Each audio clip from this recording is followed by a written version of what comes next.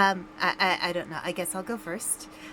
Hello. Greetings from the library cave. I'm Aspen Dracaena, your friendly neighborhood Ice Dragon Bookworm VTuber, and I'm here with Panda Hero Roo. yes, the best red panda in the world. Yes. Yes, I did actually see another Red Panda streamer, so maybe we're starting to catch on. I think there's like a small handful, not a huge amount, but there's a few. Hey, So Mystic, thank you for coming in, and thank you for the 11 months. yeah, Wow, man, I can't believe it. Yeah. and I and was I I actually, I did just want to point out I did put up a little pinned note. Um, The only reason I'm streaming this is because I want to have a VOD so I can put it on YouTube. So if you prefer to go watch Panda's stream, that's fine. If you prefer to watch mine, that's fine too. Um, just wanted to let you guys know that because usually when I do collabs, I'll usually just go with the other person's stream. So that's what's going on because we have special yeah, news. yeah. Well, today's also very special Yeah. because, well, I mean, it's always special when I stream with Aspen. Yeah. But yeah, today is actually today is extremely special, more special than most. Yes. Yes. So we are going to do some PowerWash Simulator, but we are going to talk about our trip. Yes. So watch both. Watch both. Yes, Mac just said watch both. Watch both. Yeah, exactly. you Exactly. you can watch Exactly. both. It's you can Yeah. do that. It's totally okay. Um, Nice. but yeah. So we just wanted to hang out and let you know a bit about our trip because we went to Otakuthon Yep. and share some really good news and Yep. um, just talk about how much fun we had Hmm. because we were gone for about I didn't stream for about a week, so you know lots of excitement. Yeah. I have been actually going through a lot between work and stuff like that. Um, the campus has been consolidating at work. So, as people know, I work at a small nonprofit college, and well, um, it's not a good sign when you are consolidating when you're consolidating your college's properties and stuff like that.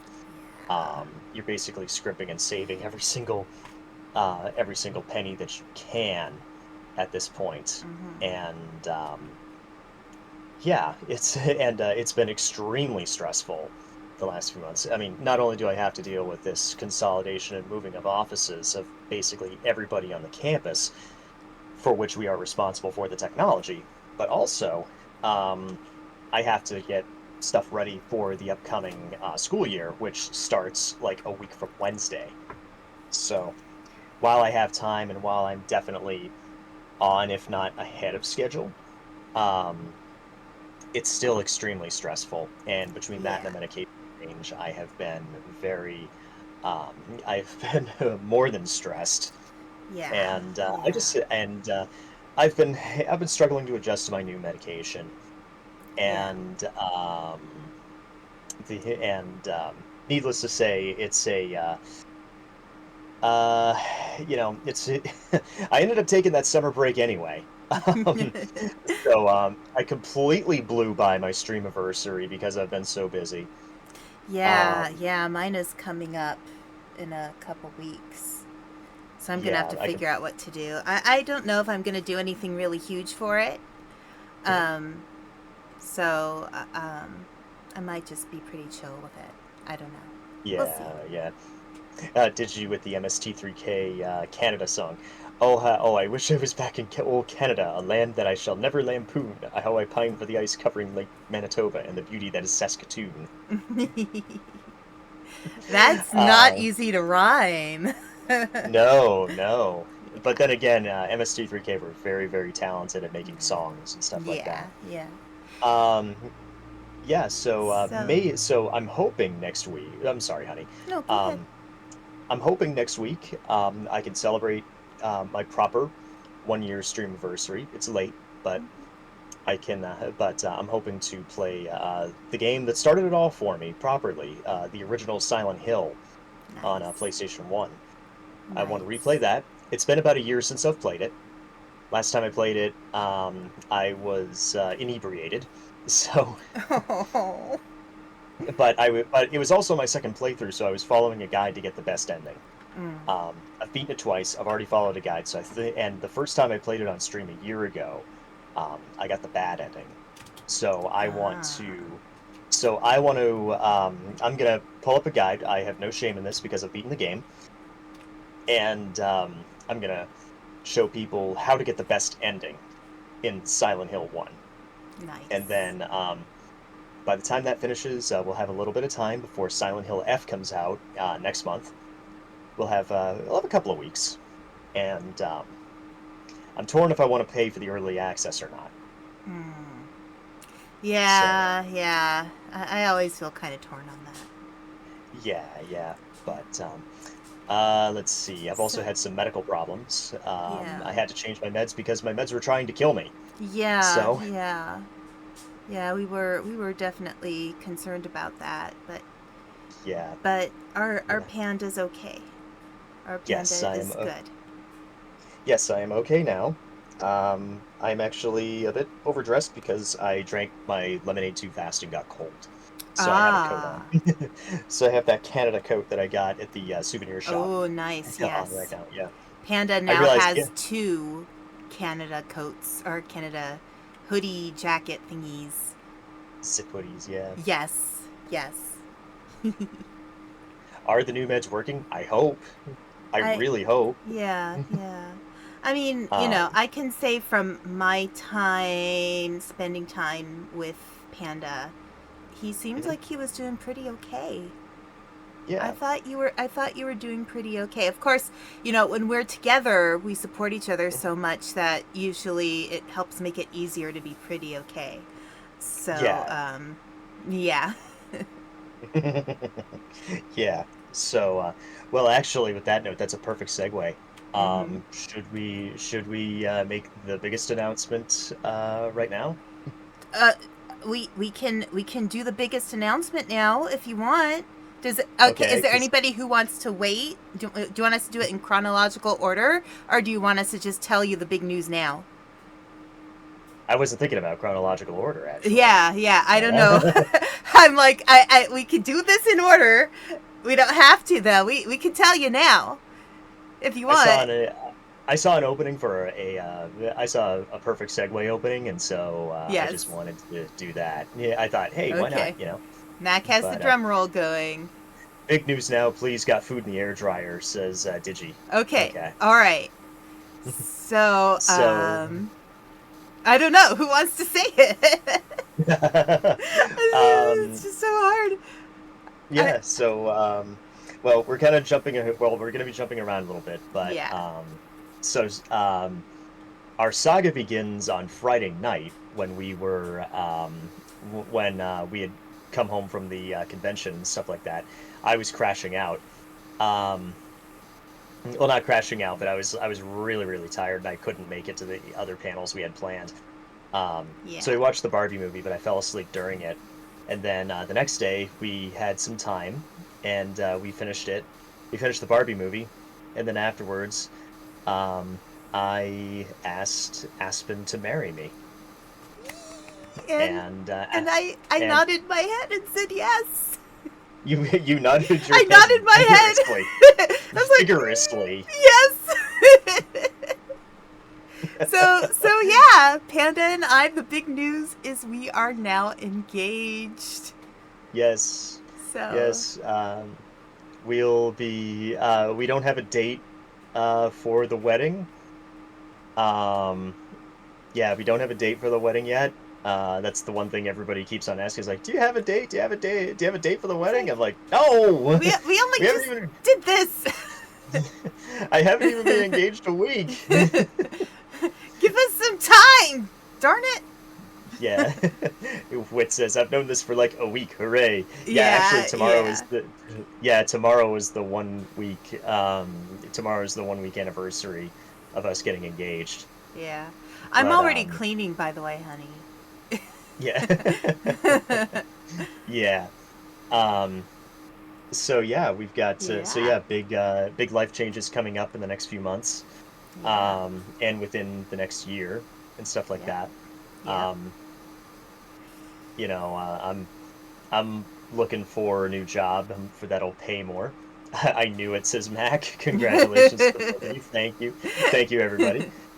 Yeah. And yeah, um, yeah, I'm looking for a new job right now because, well, I'm on a sinking ship right now anyway. Number one, number two, I'm like, well, I got to pay for this wedding somehow. Yeah. Yeah. We both have to pay for this wedding somehow. We're Yeah, we're gonna exactly. keep it pretty small though. Yeah, we want to keep it That's small. We want to keep it intimate. that's who we are. Family, family, and like Really, really close if it's at friends. my house, if it's at my house, like the next door neighbors. Right. Right. Right. You just Because keep it yeah, really because simple. yeah, exactly. Like every dollar we don't give to the wedding industrial complex will be a win. Yeah, yeah, yeah. Yeah. I've always felt kind of like the bigger the wedding, the less sincere it can be sometimes. Hang on a So, second. Hang on a second there, Mystic. Nick and Graffy are getting together, getting married as well. ooh, So, oh my goodness.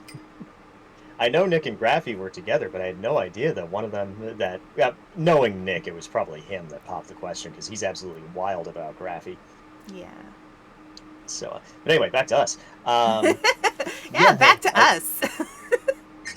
this is our show. Um, but yeah, they've been talking. Oh, they've been talking about it in streams. Okay, yeah.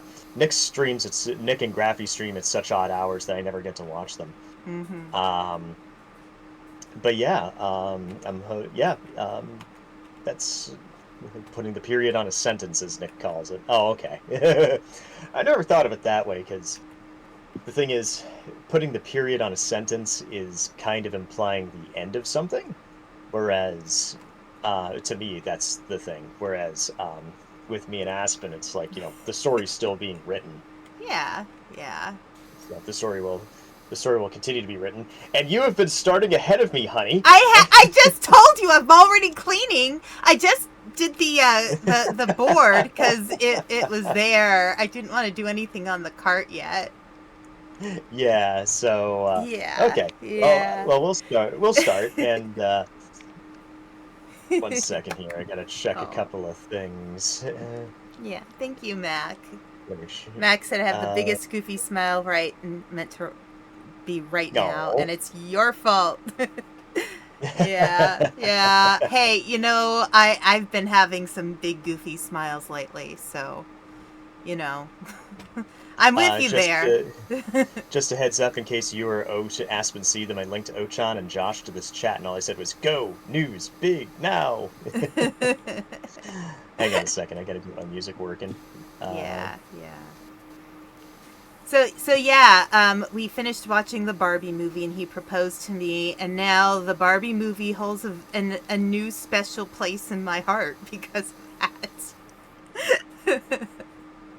yeah, it's Yeah. yeah. I mean, first of all, I think we should do a quick recap of the Barbie movie because that was just that movie was it was good. It was I was funny. yeah, So I saw it in theaters, and I had a feeling that Panda would like how goofy it is and would get it. Like, I think some people yeah, took the movie too seriously, and then they're like either, oh, it's not feminist enough, or no, it's too feminist, and it's like it's a kid's toy, and yeah, their behavior is very much in line with how little girls play with Barbies, yeah. you know? So it's I mean, I would say it does have a feminist streak to it, but it's not like extremely like man-hating feminism. It's just like, I think what it was saying is that everybody kind of needs to feel like they're valued and respected. Yeah, exactly. And not just it isn't just that. It's that I think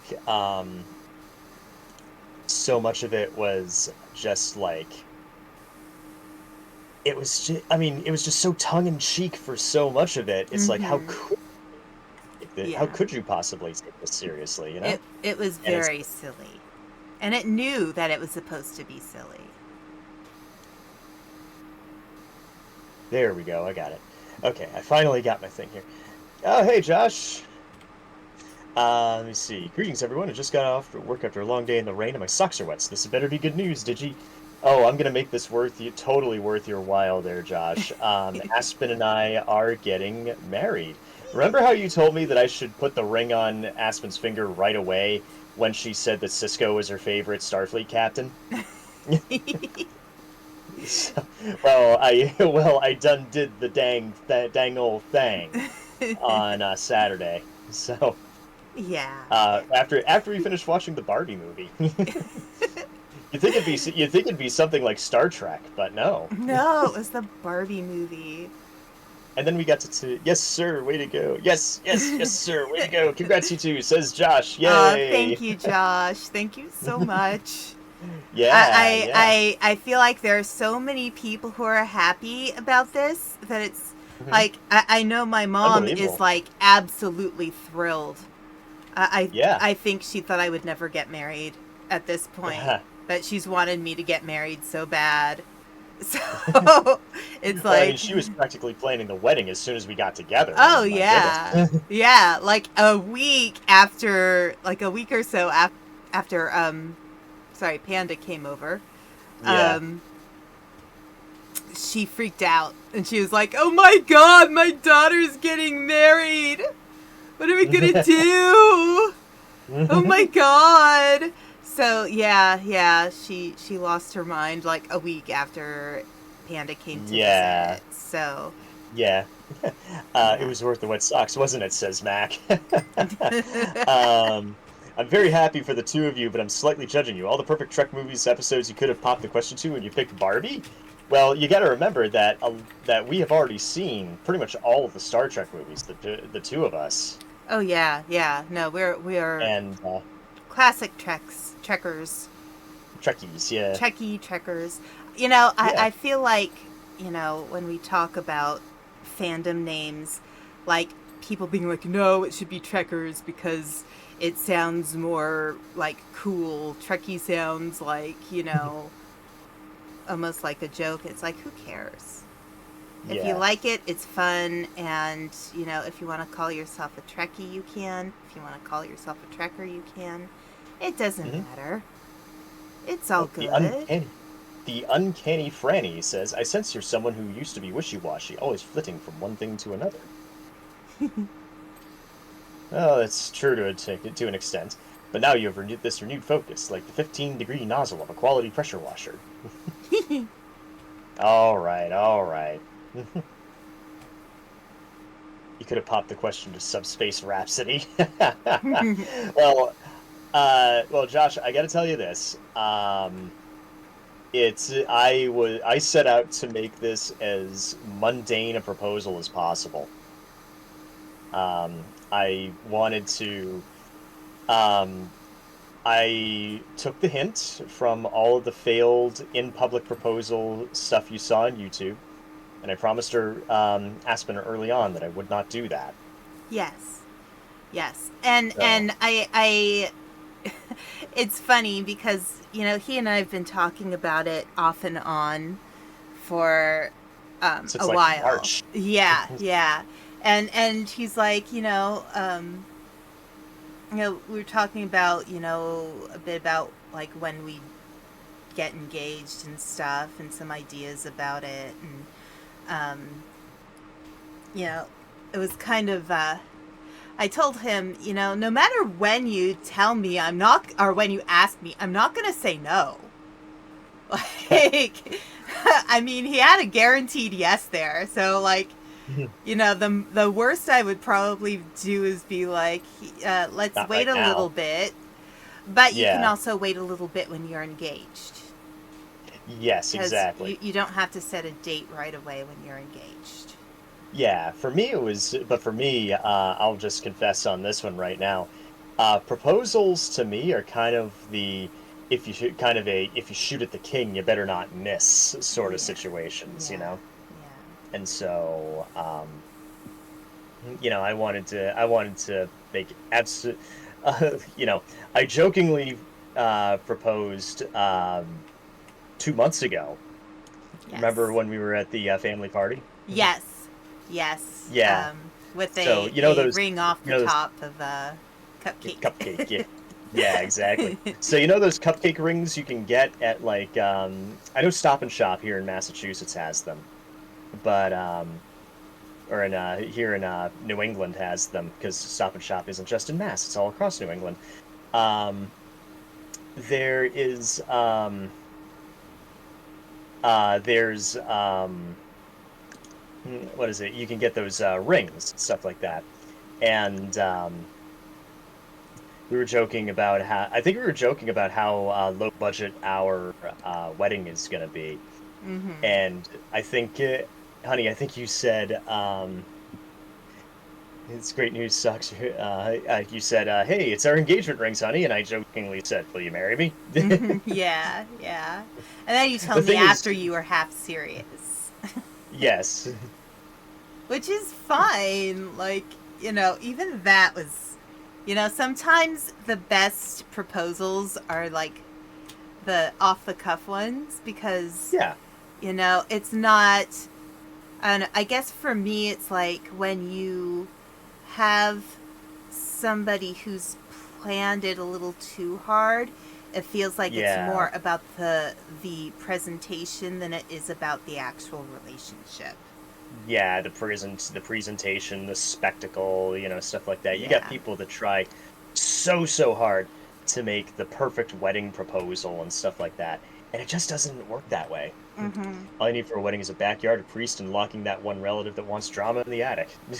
Right, right. Which means at least half of my relatives will have to lock in the attic. But Yeah, exactly. yeah, we've had some discussions over who has the crazier family, and I think we've I've determined that seated. it's mine. Yeah, I have seeded that ground. Yeah, yeah. Um, the what was it?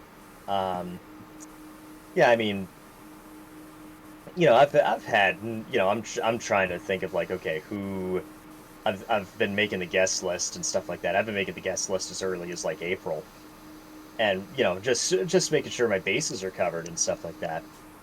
And all I can think of is like, okay, how are we gonna do this? Right, How are right. we gonna do this? Who's welcome in this house? Who is Mm-hmm. not? And Yeah. um and partly, and I gotta make a confession here. Partly the reason I did it was because well, my Nana's 94, and I wanted to, and with my sister not getting married anytime soon, um, I definitely wanted to. There's definitely an ulterior motive there where it's like I want Nana to see one of her grandkids get married, Yeah, yeah. because she didn't see one of my cousins get married because my cousin and his wife, they were, it was like, yeah, we're together, and then the next they'd been together for a little bit of time, stuff like that. I don't know exactly how long they. Next thing I know, it's like, hey, did you hear the news? Hear what news? Yeah, your cousin got married. Your cousin got married to his girlfriend. I'm like, what? Way to tell us, bud. Yeah, I don't want to do that. I don't want to do that to people. my older brother kind of did the same thing. I was in the Netherlands, and I found out that he and his first wife got married by justice of the peace, and the reason they did that was so that they could afford to buy a place in the country that she Yeah, is from. yeah, So, and that makes sense. yeah, That makes sense because weddings are expensive. they are. Um, let's see. How very Bill and Ted's Bogus Journey of you. Let's see. Elope, tell no one. The minute somebody shouts object, show the papers and shout Uno reversal. Right, right. It's too Josh late. sa- It's too late. Josh says, "Heck, say the word, and I'll try to get ordained as a minister." I got people coming out of their ears, like they're the couple of kindly ladies that run the gas station that I go to get my lemonade and stuff like that. They gave me the name of the Justice of Peace. Oh, nice. So yeah, That's so sweet and cute. yeah. So I'm like, hey, it's got to be like an older or single ladies thing where they want to play matchmaker and stuff like that. Yeah, yeah. Um, Japanese ladies, I found love playing matchmaker. They Oh, absolutely adore it. yeah. It's one of their Oh, favorite. yeah. Oh, It's one of yeah. their favorite pastimes. Yes. um, Yes. And I know this because that's how my mom and dad got together. So, yeah, yeah, they were match made by a cute little Japanese lady. yeah. There is, yeah. I believe I've told this story, but there is a teacher. There is a teacher I was crushing on very hard in when I worked in Gifu, and the way you do it in Japan, if you're a man, is you signal your interest, and then you get a friend of a friend to talk to them for you. Right. And in some ways I guess that's a little bit safer. And then the first date is a mixer, is like a group mixer. So you go with your mutual friends or mutual coworkers or something like that. And I was like, that's a darn good idea. Panda, you have to look at this crystal ball and see what the picture is in it. Oh, it's a kitty. It's a kitty! A kitty. It's a cute kitty. Yes. Okay. But it's not Kevin. But it's not Kevin. But it's not Kevin. It's not Spooky Cat Kevin. So Oh, yes. yeah, Ah, he was playing Silent Hill 2 last night. It made me want to go back and play Silent Hill 2, right, right. the remake, not the original. Yeah. Um, But speaking of which, I got the I oh yeah, that actually should lead into some stuff we did at Otakuthon. yeah. So do we 'Cause, want to now? Do we want to be chronological with Otakuthon? yeah, let's be Because there chronological with are some Otakuthon. things that had happened chronologically that need to be stated, I guess, Yeah, because told of in order, Mary. I guess. Yes. Yes. So let's us see. Um, so we got into Montreal on Wednesday afternoon Yes. because we couldn't check into our hotel until like 3:30, I think it was. Yeah, it But was it was something like that. really, but it, oh Lord, oh wow, looking into your future, it's really quite amazing. Yes, of course it is. Yeah, We're getting why wouldn't it? married. Yeah, why wouldn't it be? Why is the crystal ball not getting fully cleaned? I've gotten I it don't want from to like spoil it for every you, so angle. I'm going to be deliberately vague here, but there are things you're going to do and see beyond your imagination in the next little while that are going to blow your mind. Yes, I agree. Mhm. I I'll go so far as to agree. say out to this entire planet is lost. Oh, not what I was thinking. Do we have to? It's the volcano, isn't it? Oh, it's the volcano. It's background volcano. Yeah. So, Panda's something up on your end of the stream or just seeing the menu? Really? Why would that be? Oh, that's odd. Huh. Hang on. I got an idea. Game.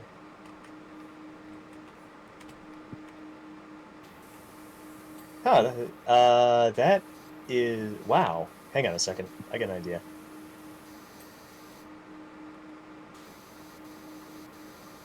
Uh,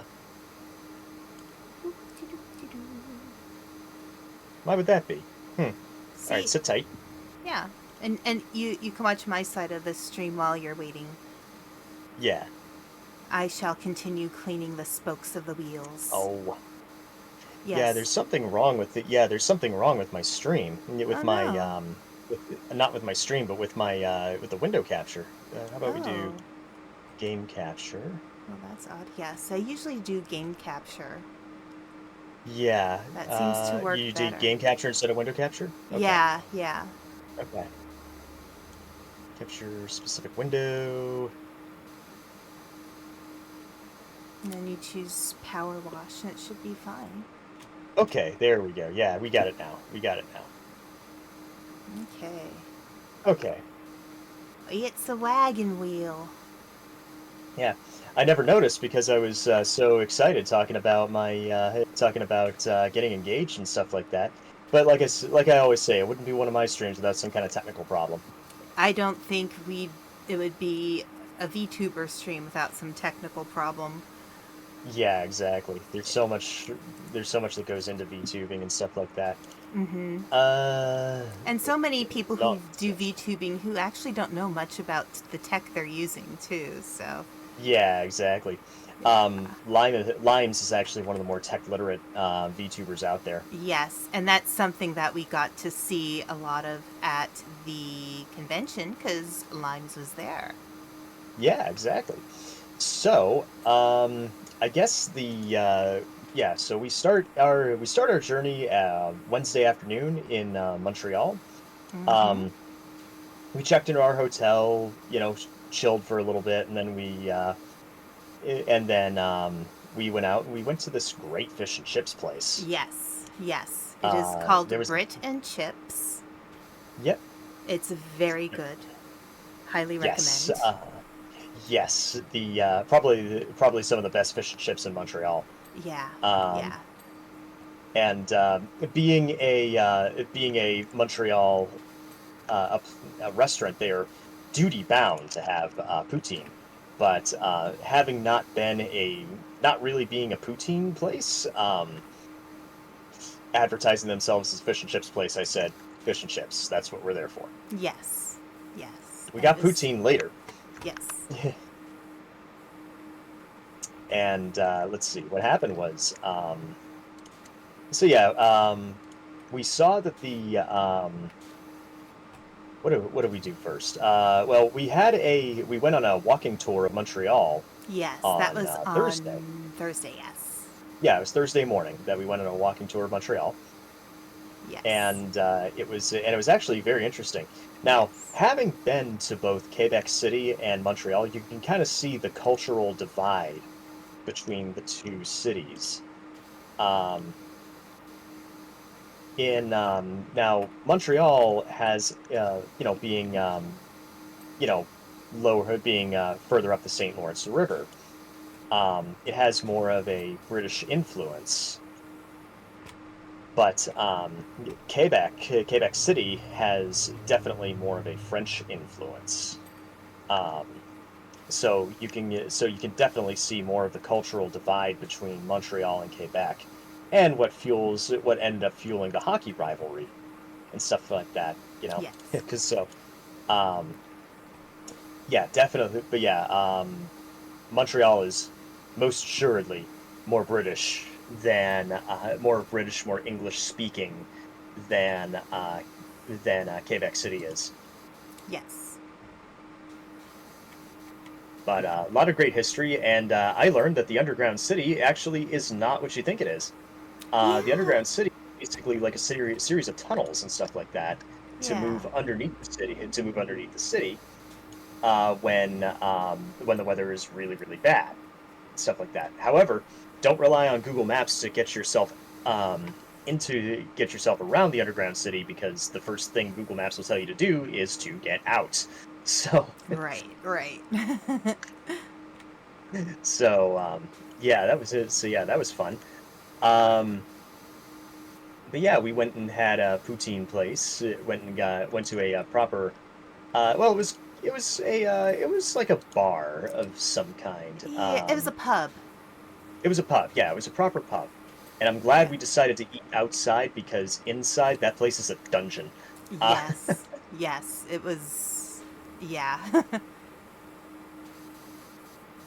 um, I would say that if I still drank, I probably would like that place, but I don't anymore. So I think I had the lemonade. um, what else is there? Um, yeah, so that was the pre-con stuff. Pre-convention. Oh, we also saw the registration line get as long as it was going to get. So once we Yeah. finished, yeah, Yeah, that was crazy because we in the morning we went into the convention center. Now the convention center there, the Palais du Congrès de Montréal, I believe is how it's what it's Yeah, called Paleta Congoe officially. de Montreal. Yes, and so we went in the morning because downstairs they have like a couple of restaurants and stuff, and they had a Tim Hortons. So we went to get some coffee and donuts. And there was, like 6 people waiting around at registration. We weren't sure if they'd actually let us go in and register the day before. So after we'd had our walking tour, we were thinking what we should do, but the line had gotten really huge. So we were like, okay, maybe we should get in line. And we asked one of the Otakuthon people there, and she was like, yes, you need to get in line now, or you're going to be here forever. So Well, that turned out to be a lie. yeah, the line went very quickly. The line was very organized. I was quite impressed. Yeah, it was very efficient. See, I'm a survivor of LineCon '08 at Anime Boston, so I have seen the absolute worst of anime lines and stuff like that. Um, we were talking about a convention that was so badly planned with its what is it, with its lines and stuff like that. There were people that sat in line for like 6, 7 hours for registration Ugh. on Saturday at Anime Boston 2008, and it was an absolute disaster the whole way. Yeah. I sat it Friday afternoon. Friday afternoon. Um, I think I was in line for about 3, 4 hours myself, Mm-hmm.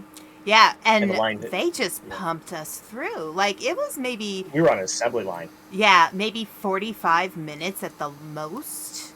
And if it that. was Yeah, a long line. I mean, there were at least a couple hundred people, I would think. yeah, exactly. Now the convention itself was pretty crowded. Yes, it was very Um, crowded.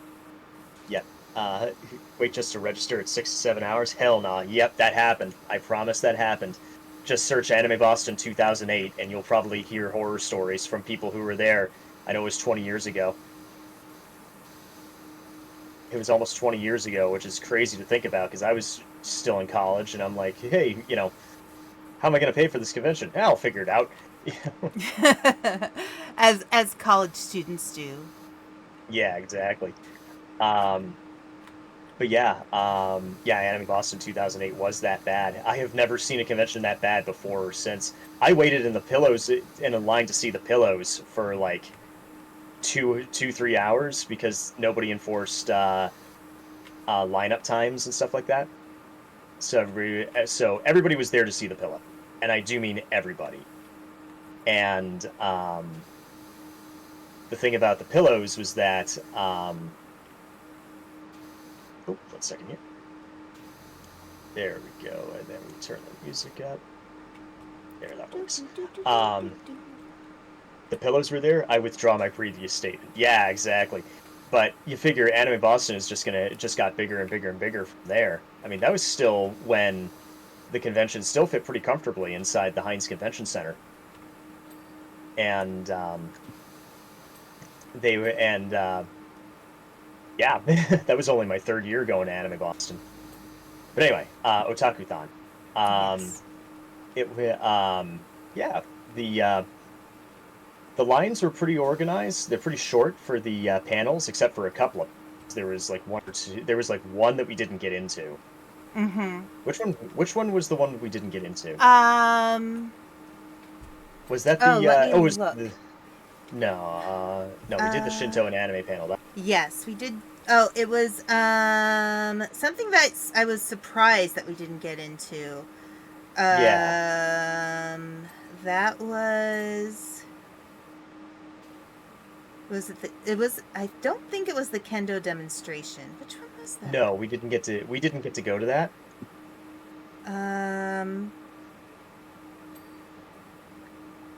gosh, I can't remember.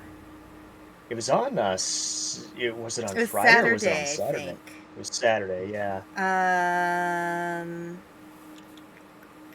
I might I think have it was taken it off before. of my schedule because Yeah, yeah, yeah. let me see. They had so many panels.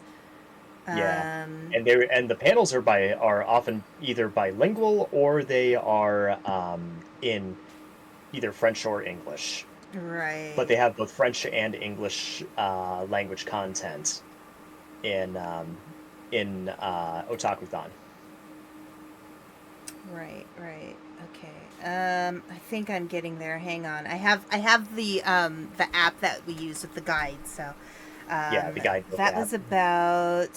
Hoo-hoo. Hoo-hoo. I'll find it. I'll find it. Let me see. Josh said, let me see. Digi says you got to go for 2 or 3 hours early just to get a good spot for the starting line to go to Anime Hell at Asen. Yeah, there's nothing like Anime Hell. As far as I know, there weren't even any AMV. There was nothing for like AMVs, Otakuthon and stuff like that. Let's see. Wit says I remember my wait for Dragon Con 22 registration was a bit long, but Holiday Matsuri 24 the line was nothing. Yeah, I wonder if Holiday Matsuri is one of those. Well, it's probably a convention for like holiday for during the holidays, so it's probably not very well attended because people have other things to do. Uh, Dang, the guest list was nothing to sneeze at it either. You had Chris and there. Yeah, Chris Ayers, may he rest in peace, and Greg Ayers have been constants at Anime Boston pretty much since the beginning. Um, Anime Boston started in 2003. That convention is old, old, old. It's going to be 25 years old in a couple of years. And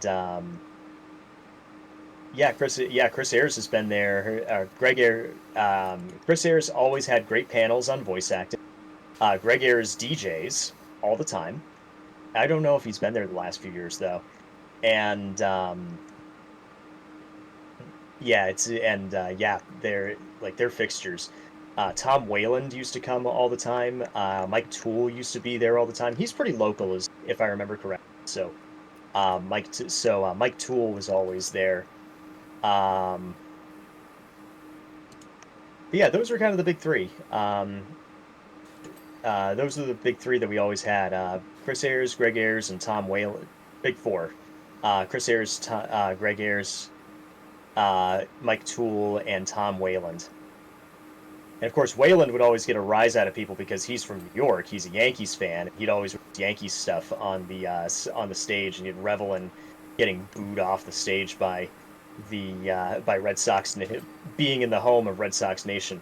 I gotta give him props for his absolute stones to actually come into the heart of Red Sox Nation. You are literally like a mile from Fenway Park, and you're wearing your Yankees gear. Chutzpah. Don't be surprised if you get a brick through your window. Okay, I really can't find which panel it was. It No. was, I think it was one that was run by a professor.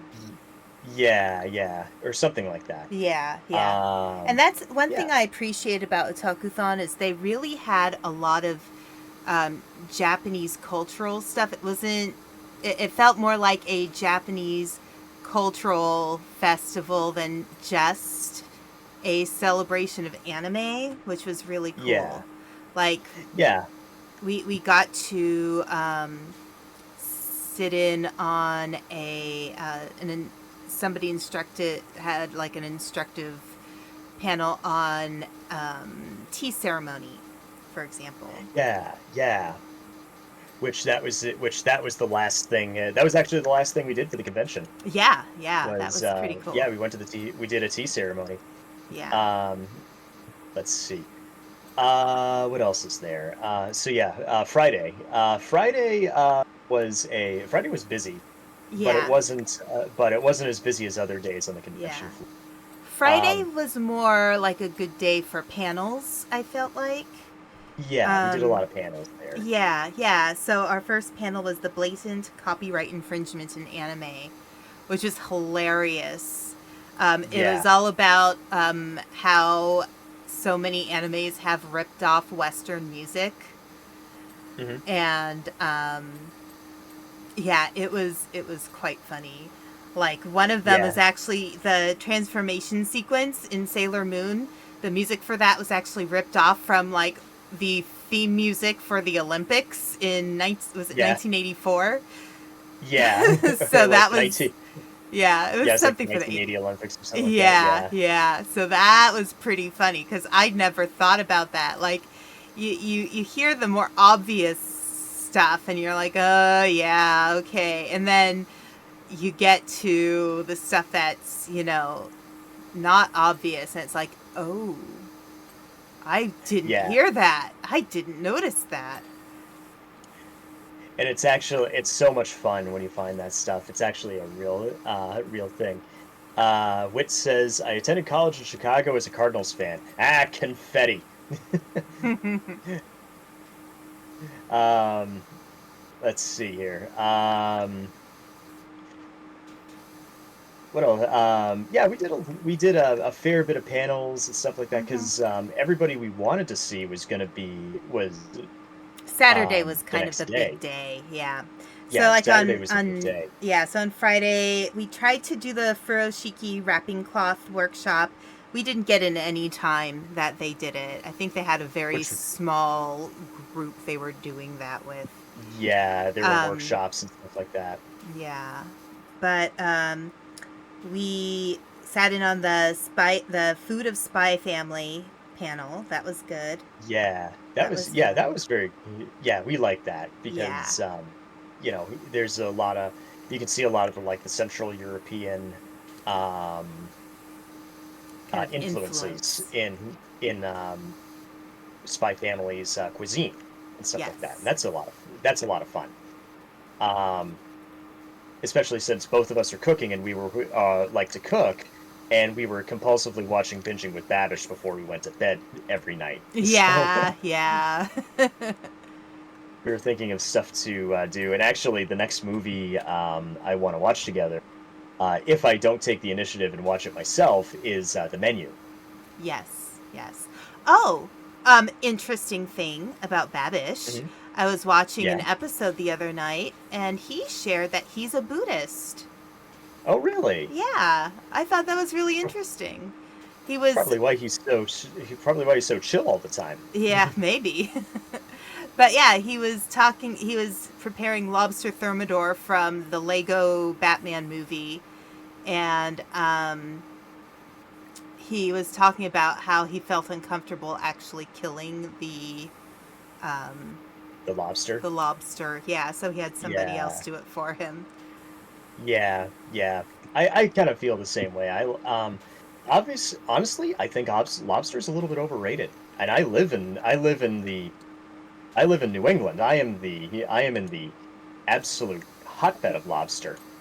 Yeah. Everybody thinks they get lobster going to Red Lobster. No, you're wrong. I'm more of a clams guy. I like my fried clams. Hmm. I think Um, crab has more flavor too. yes, crab absolutely has more flavor because I actually had some crab when I was in Japan. Um, Before I left, I was actually planning to see if I could go to Hokkaido on vacation and sample some of their legendary crab there. Aren't you supposed to like lobster by law? That's okay. It's No. just like maybe I just haven't had good enough lobster yet. I've had lobster ravioli. That was pretty good. The thing about lobster is that it's very rich. It's like any way you prepare it, lobster is very rich, and I don't do well with rich things. And you usually prepare it with a lot of butter and, you If know, you have it hot. yeah. If you have it hot, you have butter. If you prepare it cold, it has mayonnaise. Yeah. Fried shrimp for me, yeah, definitely fried shrimp. Absolutely. Uh, Josh says, yes, yes, Aspen, yes, crab any day of the week. Being a native Louisianan, that's I would expect that answer from Josh. Yeah. Well, given I've spent a lot of my life in San Francisco, crab is a big thing there too, Yeah, because of the Dungeness crab. yeah. Dungeness crab. Yes. Okay. That's What do good. we Never have heard of that. left? Yes. It is a There's some specific wall. type of. Yeah, there's some wall trim there. All right. Okay. What's Roof decorative trim? decorations. Roof decorative Okay, I'm gonna trims. go up on the roof. I will Up look at the on roof. the roof. Wait, where's the ladder? It's on the backs. It's on the back side. Okay. I shall climb up. Yeah. Um, let me Because I see like what else. heights. Yeah. Let me see what else is there that we. Yeah. So Friday, we didn't really do. We kind of chilled and did a lot of panels that day. Yes. Um, it And was we a. went through the dealer's room a little bit, and it was Mhm. crazy. Now Oh, that the dealer's was, room was nuts the whole way. yeah. So the thing that was nice was that, if you got in line for a panel, like, you really didn't need to wait for hours. Like, the maximum you would wait is like an hour to be guaranteed to get in. But like, if you get into line half an hour before the panel, you'd make it in. Yeah, it was very rare that you would have an instance where it's like, oh yeah, you didn't get in. I didn't do this. I'm gonna get in. Roof See, decorations. Josh says, man, back when I was working at the Big Blue Globe, my mom and nephew would go to this place in downtown Baton Rouge that had all you can eat snow crab clusters for $25. The lines were Mm. long, but once you got a seat, oh my gosh. Most of the other food was meh, but those crab legs, mmm. But to be Yeah. perfectly honest, meth food in Louisiana is probably better than most best. So, Yeah, I've heard that Louisiana's. There's certain places in the U.S. that are definitely foodie places. mhm. Louisiana definitely has a foodie culture. The Yeah, San yeah. Francisco area is very much foodie culture as well.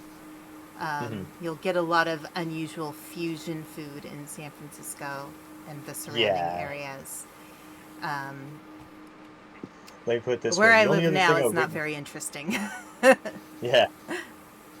Let's see. Josh also says, let me put it this way. The only other thing I would wait in a long line for that long is an autograph from Mona Marshall, Izzy's VA from Digimon. Hmm. As far as I know, Mona Marshall does a lot of work for South Park, which I believe pays residuals, so she's doing pretty good for herself. Um, let's see, roof decorations. Oh, no, not the fortune sign. What are the roof decorations? Um, but yeah, the thing for me is that let's see. Actually, let me pause it real quick and see if I can find if I can get in the panels here. Yeah, I think we just did 2 panels on Friday. I think we. Oh, well, actually, no, we did 3 because instead of going to the Furoshiki panel, we went to one that was for Like cosplay, photography of cosplay because we were in cosplay cosplay. photography. Yeah, yeah. So, We did. Yeah, we did the Spy Family cosplay meetup, which was a little bit of a bust. yeah. There were actually a Um, lot of people dressed up as Spy Family characters, but they didn't attend the actual mhm. meetup. Because I Yeah, a saw a lot of people. lot of people dressed up as Yor in her, like, Thorn Princess outfit, and none Yeah, of them were at the meetup. yeah. It really could have benefited from having somebody like that there, you know? Yeah. Um, so we did that. That didn't last very long. That was the one we missed. The yokai panel, Oh, yes, the spirits, yokai monsters, and more. panel. That Yeah, we one missed looked that like one. it would be so cool, but, Yeah, you win some, you that lose one some. filled up. That one was one of the few panels that filled Yeah, up the whole way, yeah. and we didn't get to go. Yeah. So Panda and I dressed up as Yor and Lloyd from Spy Family in the casual Plain outfit. clothes.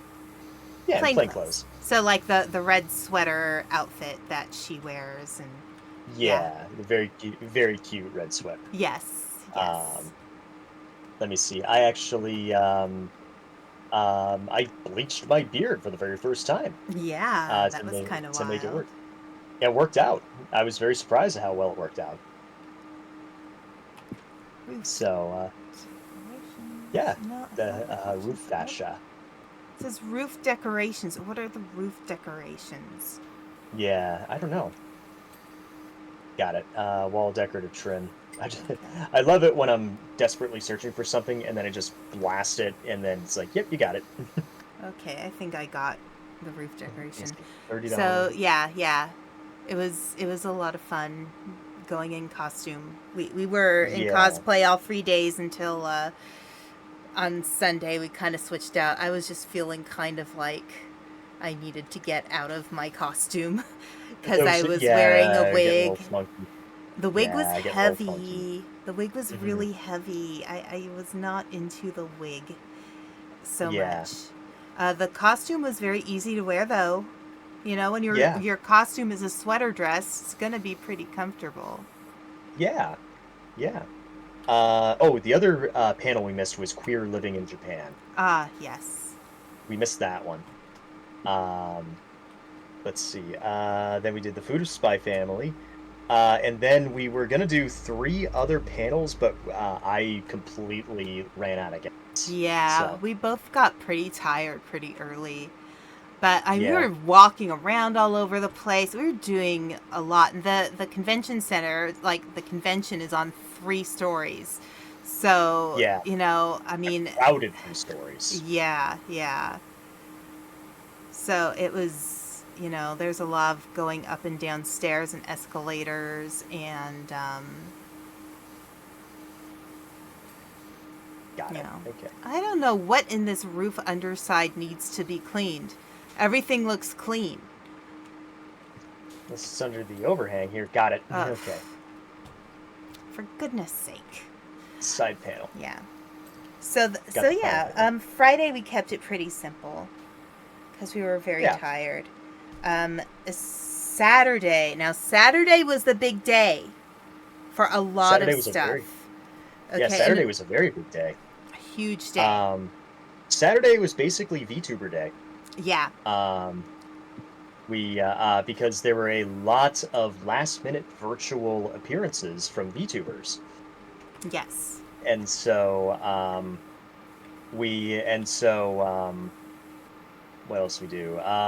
So the first person we ended up seeing was Mary. Yes. And before I go any further, we should mention the token system that Otakuthon had. Yes.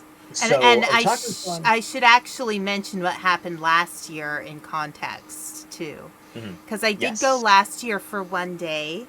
I actually brought Human Mother with me because she didn't want me to go alone, and so I went because I wanted to see Matara and Mint because they had a panel, and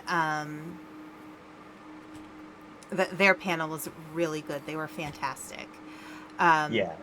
but the way how they had things set up was they didn't have any way for people to get in line. So what people did was they like ran over to the area where the autographs were going to be, because they were actually doing autographs last year, not just meet and greets. And this one worker at the there was really like, he was yelling at people, telling them if they didn't get away from the area that they would be kicked out of the convention. Like, he was mean. He was Yeah. really mean, and it was ran really badly. Essentially, you had to wait until he said okay, but you couldn't be too close to where the line would be, or else he'd kick you out. So, Yeah. and Which that was is completely arbitrary. And I think yeah. people complained quite a lot, quite Mhm. reasonably so. Um, because this year they did a token system. Yes. So the token system was you would only get one per day, so you couldn't, stock up your tokens and get like four people, Yeah. because it wasn't just Mary who was there, because Mary didn't have a token system, but those that did were Matara, Limes, and Shiloh was there for a day for one signing, Yeah. and and so I had a choice between for my token that day, I had a choice between limes and shy lily. I chose limes. Yeah. And I Um, chose to see Matara. yes, but before that, we saw Mary, Yes. and we actually were able to go talk to him in person, the two of us at the same time, Yes. and he was very gracious, and we told him at the time, because I hadn't proposed to Aspen yet. I said, "Hey, we're." I finally got to say, "Hey," to him, "Hey, we're together because partly because of you." And he seemed very flattered by it. Yes. Yeah. He was very surprised. His eyes went Yeah, his pupils went tiny in surprise. yeah, he was like, "Oh." um, and then let me pull. Yay, you got Ah, it! I got it. Yay. Let's see. And then we had there was a panel, an AMA panel with Limes and Matara, and they were great. Matara. Yeah, Yes, they yeah, were great. yeah. Matara is Quebecois herself. Oh, clean the ancient statue. Okay. Hi, Wishy. I work with your friend Harper for the Global Archaeological. Desperate for your help. After all the recent seismic activity, worst storm in living memory has unearthed the most extraordinary statue I've ever seen. We've no idea who made it or when, but that with you, those questions will start to get answered. Thanks so much, Sonia. Sonia. Okay, so we're doing Uh, another one. Mary was there. No, Mary wasn't there in person. He appeared virtually. Yes. Um, but I was actually hoping that Mary would be there in person because I wanted to buy some Meriwether Media stuff for my sister, but no, that did not happen. Um, Wait, is this what we're so anyway, cleaning? yeah, this statue right here, the Holy statue of moly. kind of looks like King Ramses in a way. Mm-hmm. Hi, Wishy, thanks for heading out all this way out of town. It's great to catch up again. So Um, yeah, Li- Limes and Matara were great. They were so funny and charming. yeah, And I have to share a little bit about my meet and greet with Matara because she was incredibly kind. So yes, I had explained to her last year when I took Human Mother with me and we sat in on her and Mint having a panel. Um, my mom loved them. She mhm, she adored them. She just thought they were so funny, and so I explained to Matara that my mom had really liked the panel, and weren't able to really see her and tell her so. But I explained that my mom had had her accident, but when I mentioned, and my mom's been having some memory stuff, and when I mentioned that my mom remembered her from the panel, when I told her that I was going to have a chance to see her again, my mom was really excited. So Matara, I didn't even ask for this. Matara said, "Well, would you like to do a video? Would you like me to do a video for your mom?" And I was like, "Really?" And she's like, "Yeah, yeah." So she asked me my mom's name and what her job was, and she let me record. Just it was such a kind and sweet video. She pretty much wished my mom well and hoped that she's recovers well, and it was just absolutely wonderful, and it was better than I had hoped. So yeah, Matara is good people, very good people. yes. After Aspen told me all of this, I was like, well, Matara has a new fan, Yeah, yeah, and yeah, yeah. And I um, got to show it to Human Mother, and she loved it. She was really she must excited have been about it. tickled pink. Yes, yes, she thought it was really kind. Yeah, yeah. Um, let's see. And then, oops, I don't want that. I want the stubby gun for now. What's next on the sketch? Let me see. You autograph. It said autographs on schedule, but they weren't there to actually do the schedule, so Oh, no hey, worries on that. oh, hi, Dragonic Son of Odin. Just wanted to say hi because it's first time in chat. You said I like Hi, waffles. Just Draconic. thought you would like to know. Brad. Hey, Brad. Thank you for the 8 months.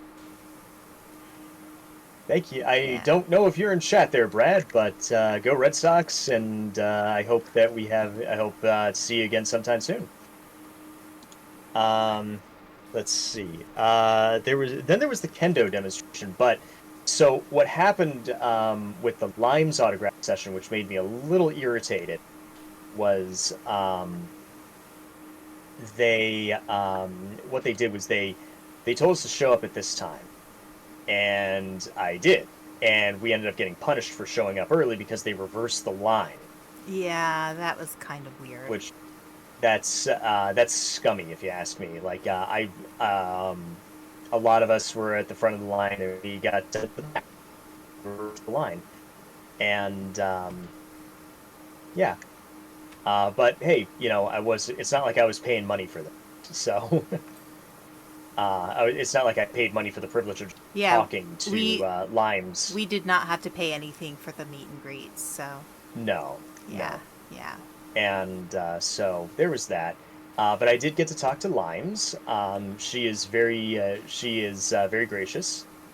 And the thing about Limes is that she's, like I said earlier, she's one of the few VTubers actually tech literate. So like she knows how to build her PCs and stuff like that. She used to work in tech herself before she became a VTuber. Yeah, yeah. And she is, and oh yeah, I like Limes. I like her a lot. So, I just want to point out, Draconic said, I like to make my first messages fun. So many people just say hi and nothing more. I think waffles are decent. Aw. Waffles are good. Uh-oh. The game session was closed. Did you, honey? Honey, no, I didn't kick you. It just said it was closed by the host. You can No, that's re-invite wrong. me. I think you can re-invite me. Hang I on. should be able But to. yeah, waffles are decent. One of my colleges had a bunch of waffle makers, and every Sunday I would get a big Belgian waffle with strawberries and whipped cream on them, just because I could. Ah, here we go. There we go. Wait. Yeah, I dropped some frames, so maybe my internet gave a little lofted shit there. That makes sense. Yeah. Hey, Brad, good to see you. There Thank we you again go. for the 8 months. There's some lag there. Yeah, my internet probably hiccuped, and that's probably why. Yeah. So. This may take several minutes. No, it doesn't look like it'll take several minutes. My goodness. But yeah. Actually, I do prefer waffles. Sometimes I like pancakes, but I do prefer waffles. There she is. There I am. There you are. There. Oh, okay, so we are actually coming to the actual part of the convention where I proposed. Yes. And because well, I was in the line for Limes for so long that we ended up missing most of the kendo demonstration, so we're like, fuck it, we'll just go back and get dinner. Yeah. We'll just go back and get some dinner and finish watching the Barbie movie. Yes. Gives us a chance to decompress, and like after Saturday afternoon, that's usually the time that I end up taking some time away from the convention anyway. Yeah. Because conventions can be overwhelming. They can. They're not for everybody. Yeah, especially when, I think a lot of the type of people who go to these kinds of conventions, you're more likely to find people who are more introverted, or they might be, not necessarily the most neurotypical people. So sometimes they need to take breaks just for their own mental well-being. So, it was kind of nice. Our hotel was like half a block away. And that was excellent planning by Panda, because it was probably the closest hotel that we could get. Yeah. Let's see. Josh says, my first convention, I was just so overloaded, sensory overload, and I was so in my own shell. Yeah. I came out of my shell for my first convention for a bit, but I was also only there for a few hours. So, because my first convention, my high school graduation, was the exact same weekend. So Yeah. Anime Boston 2006. But anyway, so yeah, we missed the Kendo demonstration, and then we also skipped the VTuber cosplay meetup Yeah. because we were getting dinner. Because we sat down and we got dinner, and we were also starting to tell people that we got engaged. Yeah. Yeah. And yeah, I had to because Aspen, I'll tell you, yes, I was crying Oh, we were because both crying and laughing at the same time. yeah, yeah, And then I we were like, fiance, fiance. And then Panda said, fiance Knowles. And I was like, fiance Knowles. So for we what have it's worth, yeah, for what it's worth, my sister is very good at calling out when my jokes don't land. She said this one lands. Mm-hmm. This one landed. The fiance Knowles joke works. Yeah. And yeah, and so we just kept on saying fiance Knowles to each other as we were walking convention. Um, Yeah. Yeah. we also let me see. We did a couple of other different things. We We are skipped. cringe, but we are free. Yes. um, Let me see. So we skipped the first couple episodes of. They did a screening of. We had a couple of screenings done as like backups and stuff like that. But so like Azumanga Daioh, which Aspen hasn't seen, so I want to Yeah. rectify that Yeah. because Azumanga is funny. Basically, think of like the think of a lot of the cute girls doing cute things anime that you can Mm-hmm. find here, there, and everywhere, and Mm-hmm. one could say that Azumanga Daioh is one of the first to actually make that formula work. You know, Okay. it's very much a slice of life anime. Basically, think Nichijou, but much more normal. Okay. So I could cross between Nichijou and K-On! Sort of, kind of. It's like K-On! Without the K-On! If it had even less music, Mm-hmm. and Nichijou if it was a lot less. Okay.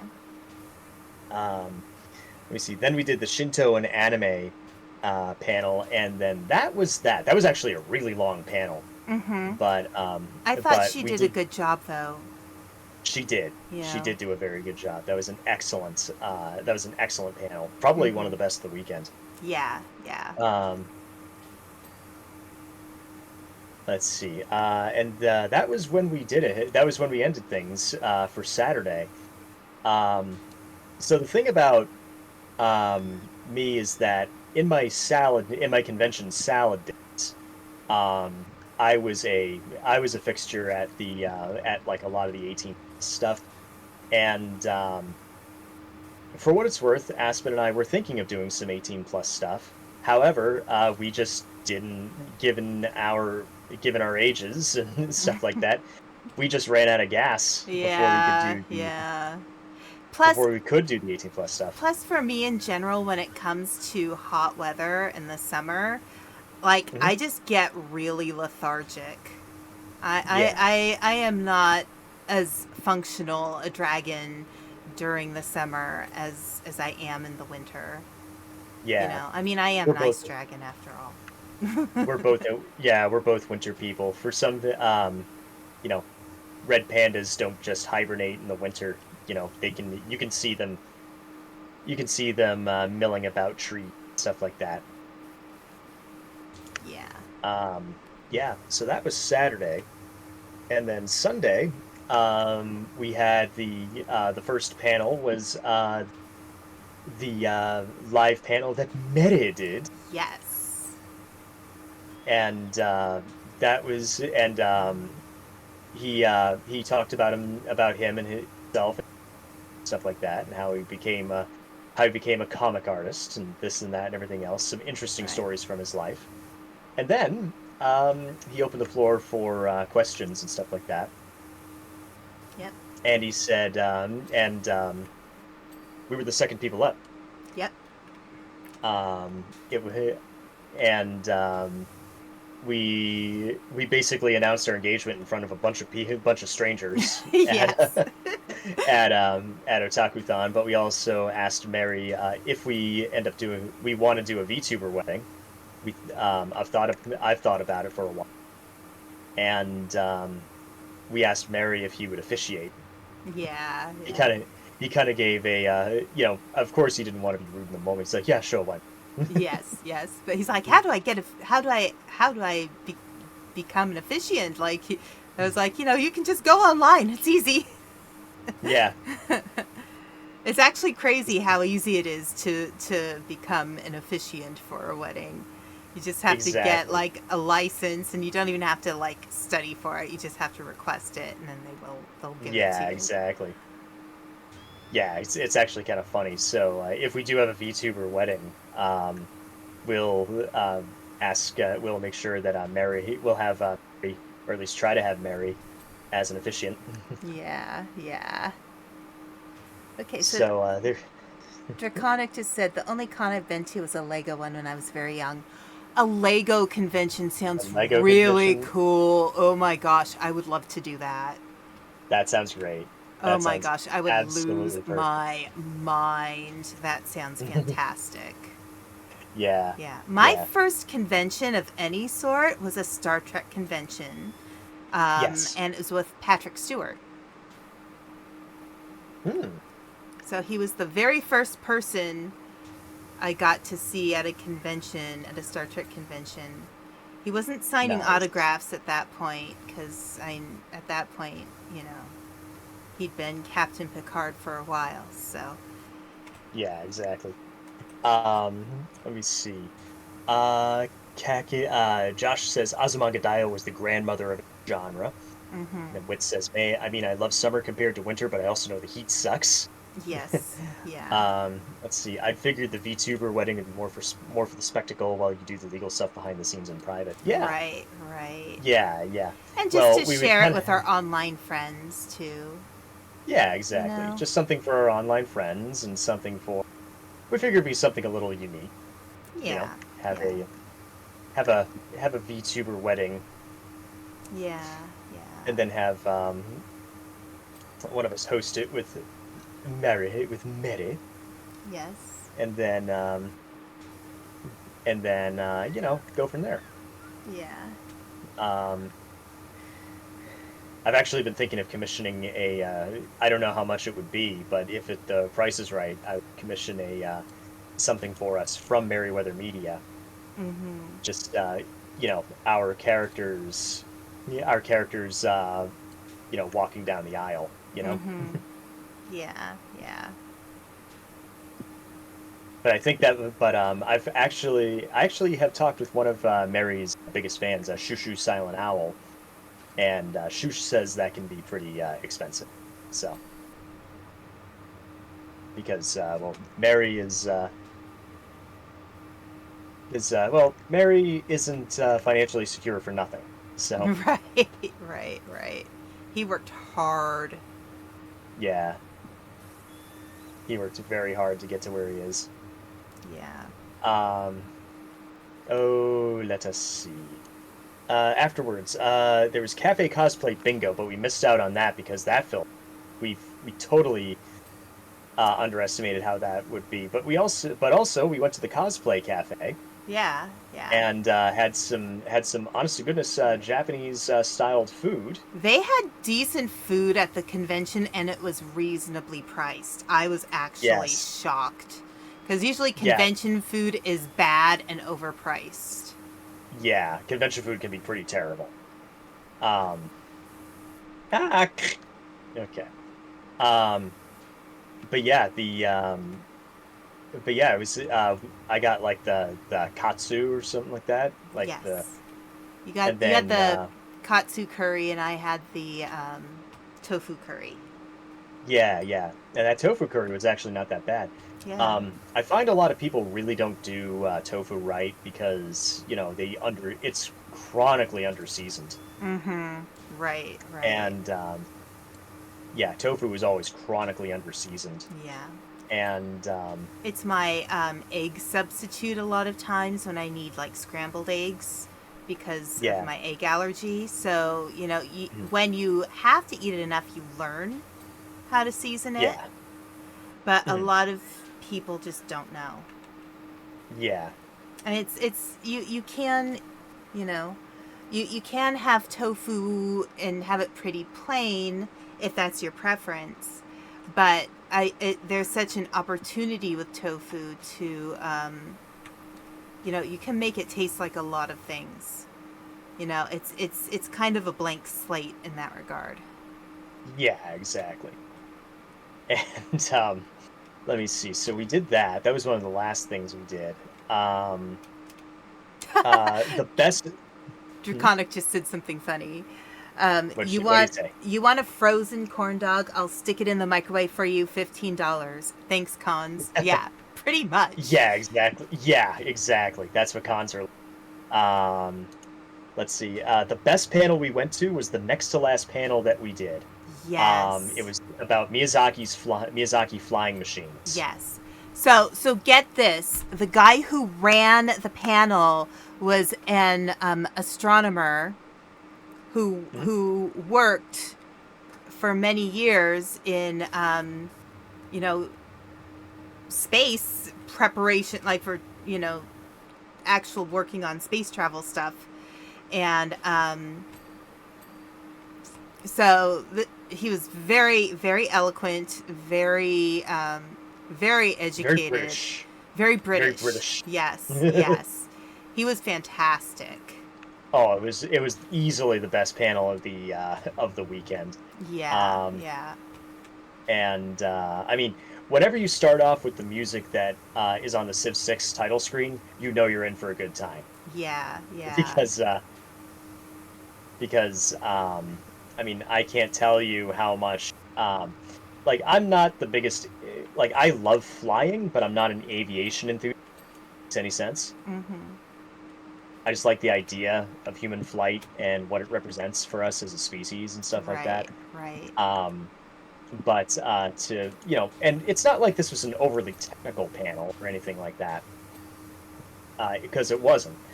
It was a panel that talked about like, yeah, this is just the love that Miyazaki has for flight. These are the planes that a lot of the Miyazaki flying machines are based off of. Mm-hmm. And this is the you know here's what's feasible, here's what's not, stuff Yeah, like that. yeah, yeah. And he pointed out that sometimes the villains had the least realistically able to fly planes and flying Yes, machines, whereas the heroes tended to have flying machines that actually were really reasonable and practical, probably could actually work in real life yeah, or were reasonable, based on practical something flying in real machines. life. Yeah. Um, there was he made mention of um, a like 1910s, 1920s flying cup. I think it was a flying challenge cup of some kind, Mm-hmm. Right, right. and I forget the exact name of it. And it's times like these I really wish more panels were on. Um, and just um, how much realistic flight really shaped Miyazaki's creativity Right, right. when it came to that stuff. And if you watch now, you would think that a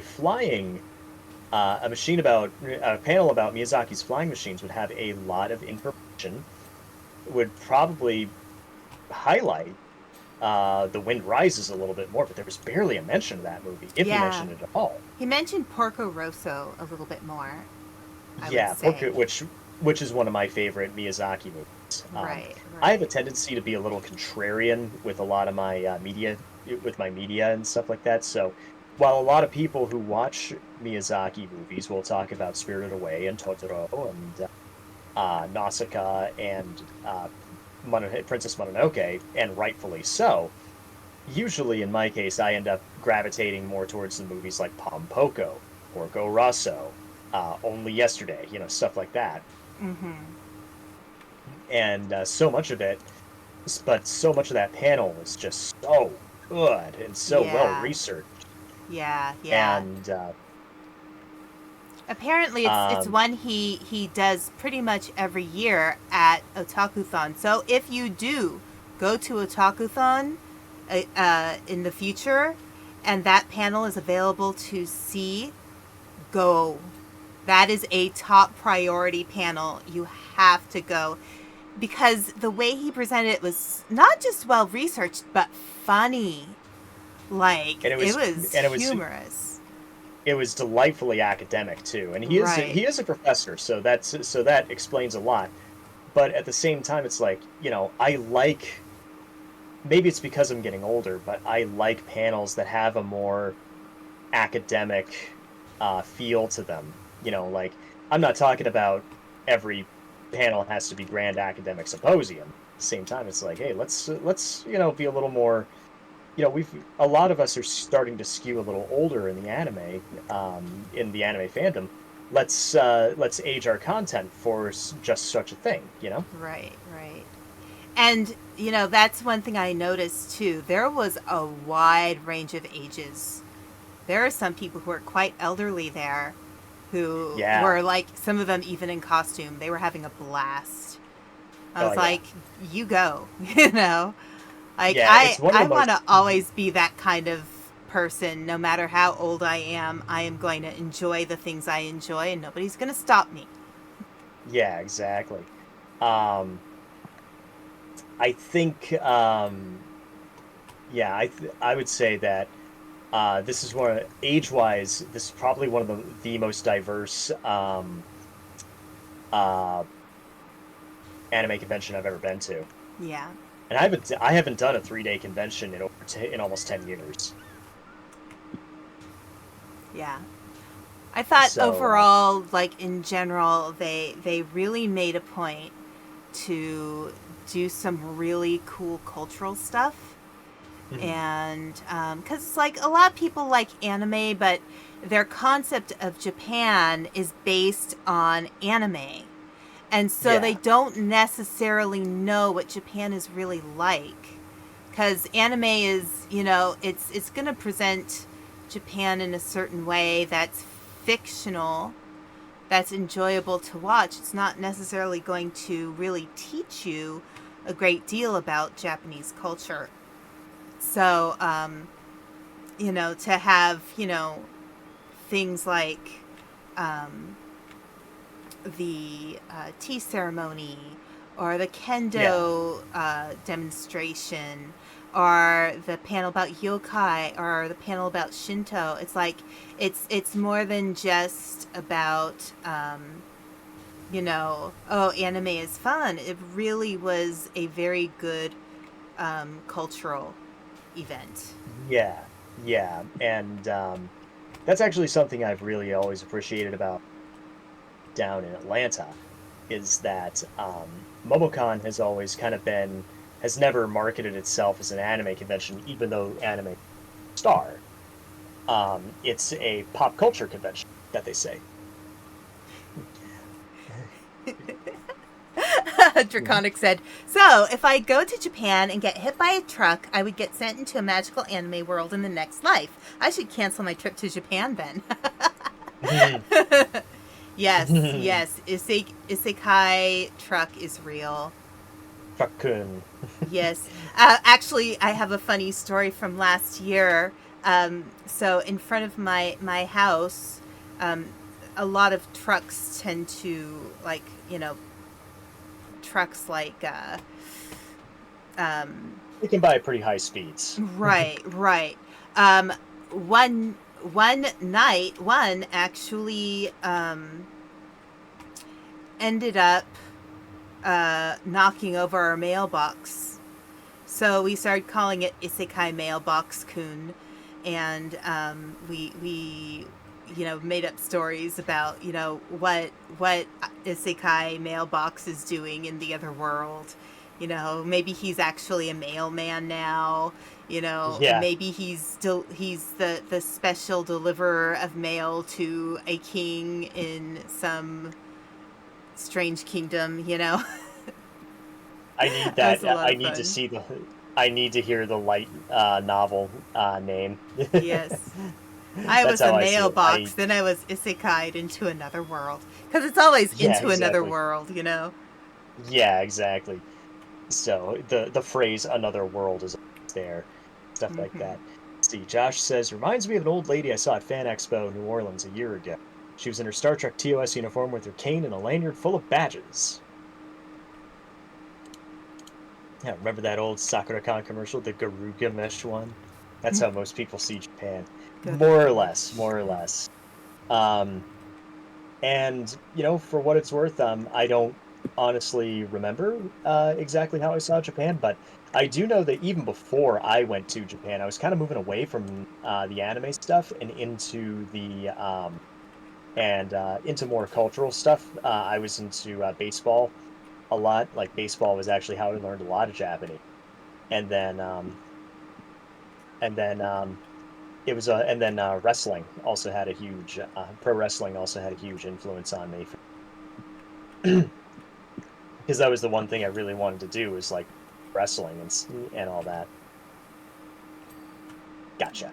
Trying to Um, find the spots on the fin spines, and I'm not seeing anything. yeah, necklace. What do you mean necklace? What about the necklace?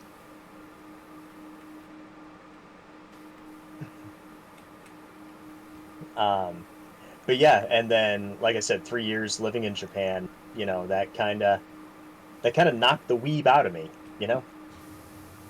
Yeah, I think, I grew up around a lot of people who are Japanese culturally, so I feel like, There we go. like a lot of people who were, first generation immigrants to the US Yeah, from Japan. And you learn some ow. stuff.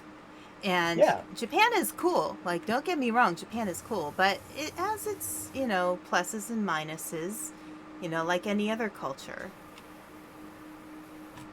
And I think that's kind of the thing. We shouldn't idealize another culture so much that we aren't, you know, we aren't realistic about it, or you're doomed to disappointment.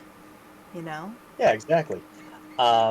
That was kind of, for me, that was kind of me. You know, there's a there was a lot of, I guess there was a fair amount of disappointment when I started and stuff like that.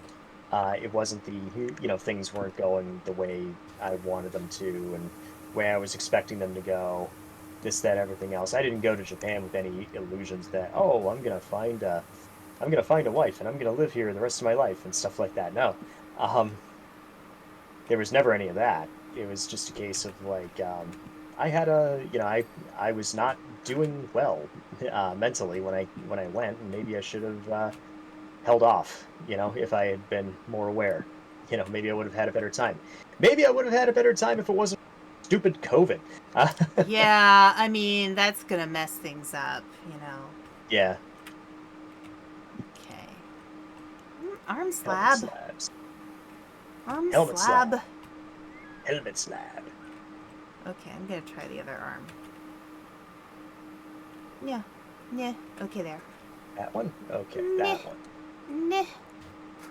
Oh, wait, no. Ladder-kun is not cooperating with me. Ladder-kun does not cooperate. Yes. That's the newest light novel. Ladder-kun does not cooperate. Okay, what is the arm slab that is not doing anything here? Because I can't find it. I I've got a been lot of like, oh, wait, here. I'm trying Oh, to I find found it. it. I found it. Trying to find the helmet part. I can't really do it. Okay, let's see. But yeah, so general thoughts on Otakuthon. First of Yes. all, a very cheap convention. Yes. It was not Very cheap. expensive. No, it was like we registered pretty early, so it ended up being 100 Canadian, which was probably like 115 US, if not No, if Canadian not much. is worth less than the US dollar. So it was more like, Yeah, yeah. So got it. there you go. Oh, oh, giant lasers! Oh Please help me! I've no! done a terrible thing. Wait! I've done. Wait, hang on a second. Wait, darling, where are you? What do we do? What do we do? I'm coming down. I'm coming down. Oh no! Oh no! Giant lasers! Get away from her, you What did bitch! we do? Oh What did my we god. do? Oh, it's zapping the volcano. Oh. Uh-oh. Uh-oh. What do we do? I don't know. I think the job is complete, though. Yeah, we did it. We got our money. Yeah. No point being the richest man in the graveyard. What if I jump into... Okay, I'm going to jump into the laser. I'm Okay. sorry. Goodbye, cruel world! No, honey! Oh, it did nothing. Okay. Oh Next my one. God. Clean the stunt plane at the Highfalutin Aerodrome. Jean-Claude Flambeau. My mama always told me never trust a man with a unique mustache, so why did I accept a job from an absolute unit with a top lip like an angry beaver? Truth is, stunt work has dropped off and I take work I can. We were doing some kind of revenge mission egg drop on a temple out in the middle of nowhere, and obviously the whole thing went terribly wrong. To be fair, it would have been fine had the client not insisted that we dive low, and so he could get the last shot in himself, and we overtook all the eggs on the way.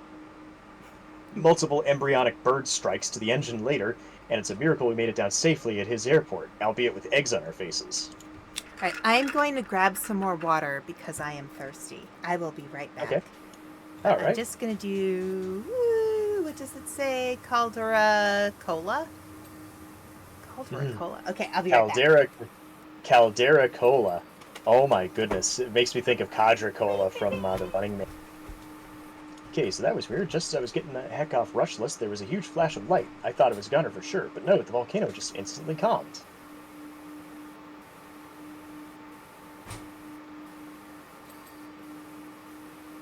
She's starting to gurgle again now, but whatever. It should be hopefully buy us some time to get everyone out of Muckingham.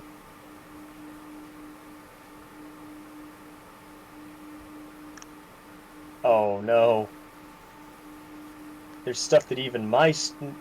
Oh my... Oh, okay, good. I just needed to get closer. Good. Oh my god. Sorry for the radio silence. Busy day caught up with me. That's okay. Speaking of Running Man, you gonna see the new one? It's more accurate to the book, so yes, I will see it. But it's not gonna be the Arnold movie. It will not be anything close to the Arnold movie because of how ridiculous it was and how unfaithful to the book it was. I don't even know if it was supposed to be I don't even know if the original 1980s running to be a book adaptation. But that's kind of what happened with me. I love what I saw in anime and the movies, but then I learned about the real Japan over time. Saw this paid program called Access Japan. Cool. Alright, I'm back. Welcome back, honey. I thought I'd also add that we were obnoxious. Oh yeah, we were very obnoxious at the convention. Yes. You see, we are big huggers. It's We're part big of huggers, the reason big why we just gel, because we Yeah. both are big huggers. So yeah, we'd get on the escalator. I'd be behind him, and I'd give him a hug from behind. He'd be like, "Look, I'm hugging you from behind, anime hug." Because Yeah. hugging from behind is always a big deal in animes, for some Yeah. reason. So I we were obnoxious that way. Yeah. Yeah. Unashamedly it was, so. Yeah. It was one of the. I just got to say, it was a lot of fun to be able to just go to a convention with somebody, like not just room with somebody, but like actually have convention time with a convention time with a significant other. Yep. It completely transformed the convention experience. Mm-hmm. Yeah. And we generally tend to be very much on the same page about most things. Because that's Yes. just who we are. So it was really easy. If he was tired, I was probably tired too, and vice versa. Yeah, You know? exactly. No, there was never an instance where I'm like, come on, where one of us is, come on, let's keep going. The night is young, stuff like Yeah. we never. It's like, I'm tired. I'm tired too. Want to go home and watch a movie? Yeah.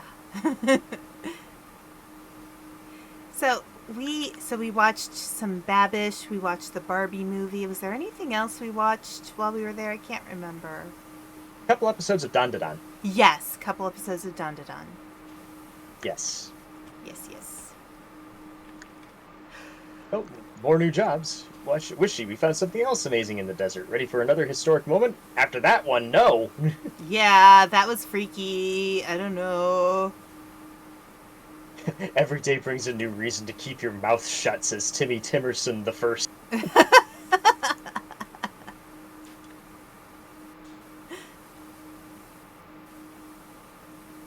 We've got a It's celeb couple flying out tonight. it's so funny because they have a Tomb Raider level in this game, Yeah. but this is starting to feel more like Tomb Raider than like regular PowerWash. So I don't know. Yeah, exactly. Well, didn't Square Enix publish this game? I think so. Yeah. Only they're not a couple, if you get my meaning. Are you talking Mile High Club there, Timmy? You recognize them right away. They're from that new hit film Bill Shakespeare about the poetic duck, you know? Bill Shakes. What are you even talking about, my man?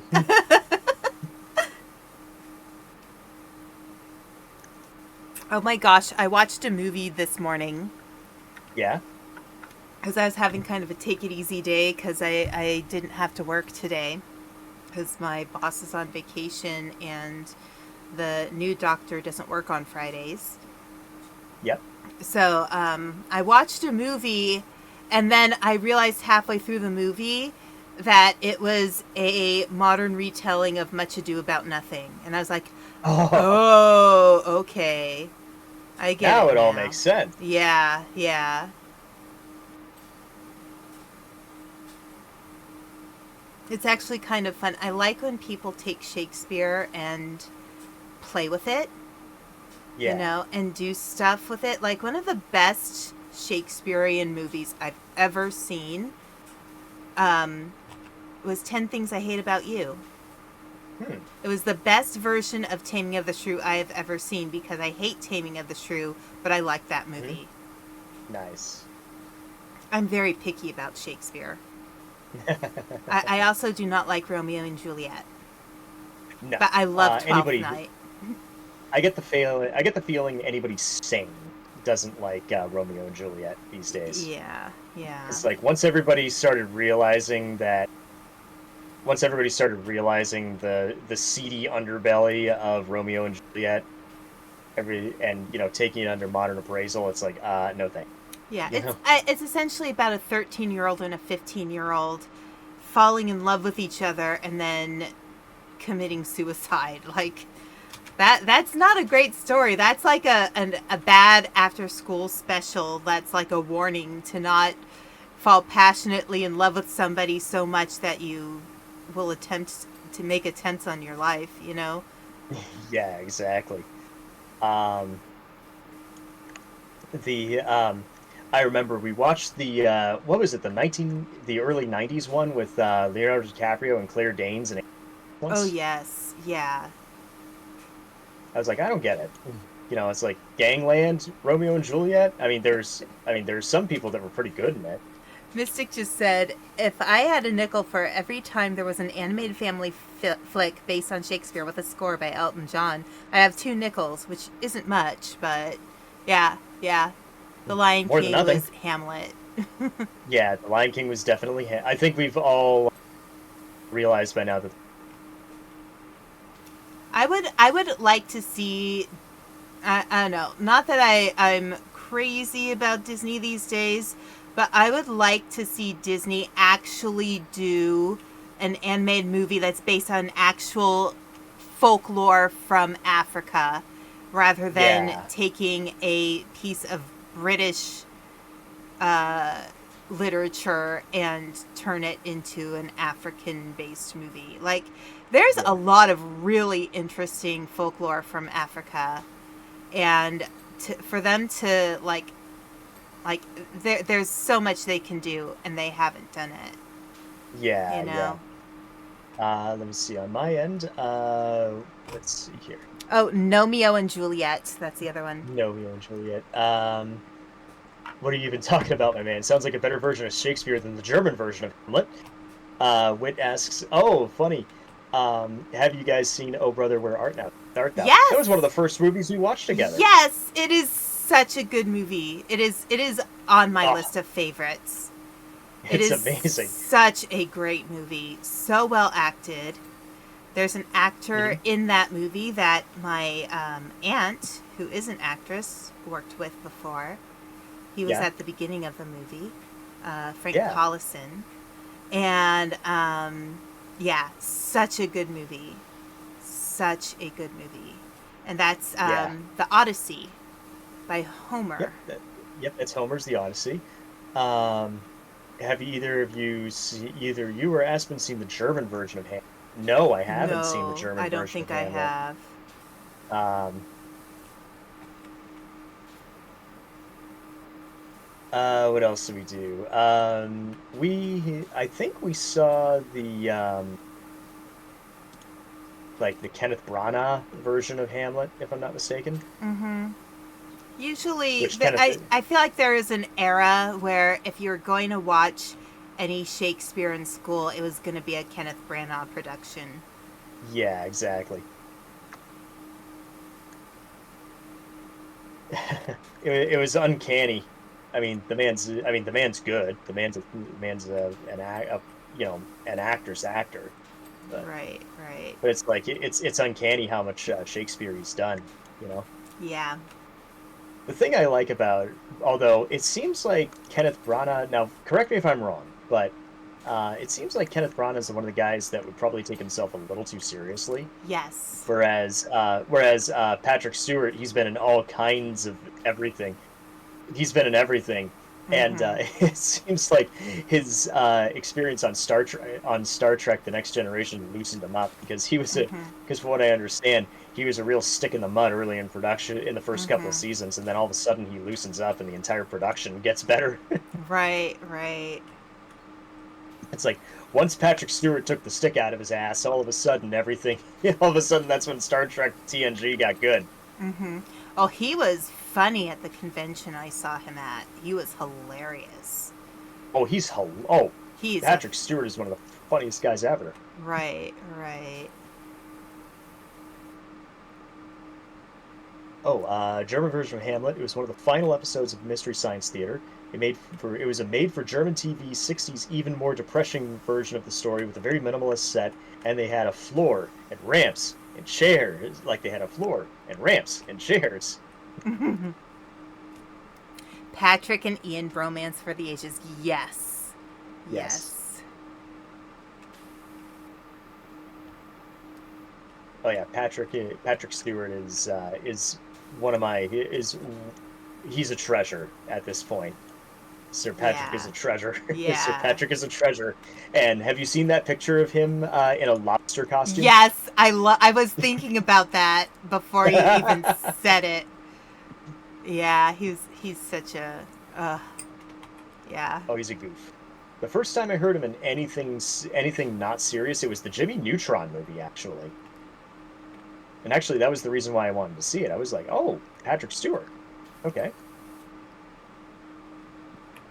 Yeah, Patrick Stewart is a Yeah. gem. He's coming back as Professor X in Adventures Doomsday. Oh, nice. And dubbed as an uncredited Ricardo Montalban conning up the mic. Nice.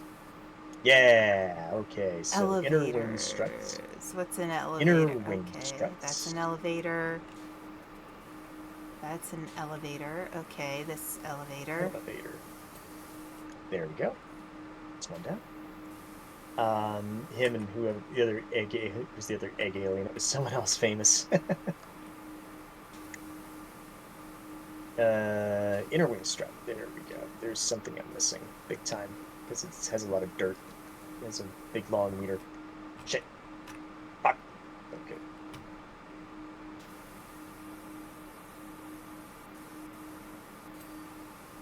There we go. And rudder. Rudder is in the back.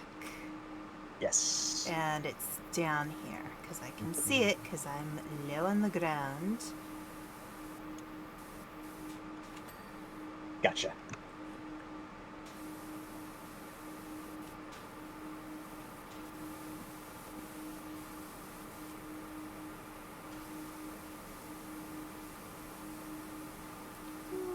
Maybe it's on top.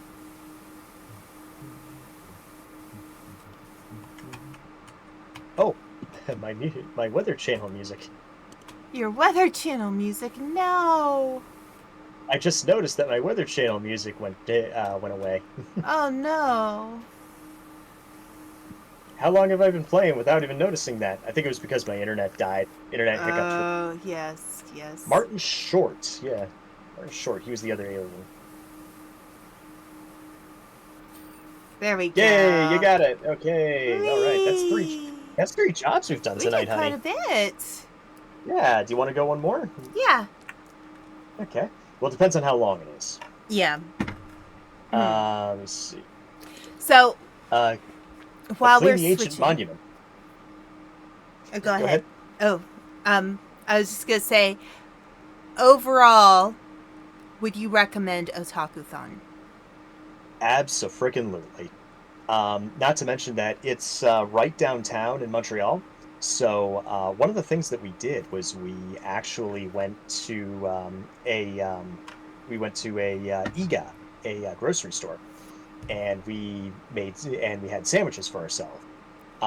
We got some bread, we got some hummus, we got some veggies and all that stuff, and we brought all that to our hotel room, and we came back and ate lunch. Sometimes had dinner there. Yeah, yeah. Save So some money that way. definitely, and it was very easy to find the IGA, the grocery, our supermarket. Yes. It was only a couple of blocks. I don't know, it was about a 10-minute walk each way. Yeah. And so yeah, highly recommend just to save some money, get some stuff to make sandwiches when you go to a convention like that, when you have access, so that you don't have to spend more money on food and less money on the things you actually do want to buy. Exactly. Which for me was vinyls.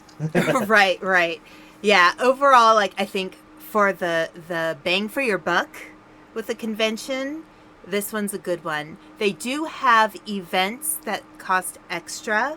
We didn't do any of those, and we had a blast. So you don't have to do, I think they have, a concert, a couple of concerts that happen at certain points and stuff like that. Yeah, they had, the video game orchestra, and then they had, Demon Slayer in concert. Mm-hmm. So those are the two supplemental ones, and we didn't do those, and we were fine. Yeah. We were a little too distracted from being freshly engaged. Right. But it's a good event. There's a lot of stuff to do. It was more organized than last year, so to me that shows that they are willing and happy to improve. The exhibit hall, or the dealer's hall, had a lot on hand. They didn't have anime DVDs or Blu-rays or anything. That was crazy. Yeah. Lots of figurines, they had a pretty decent sized artist alley area.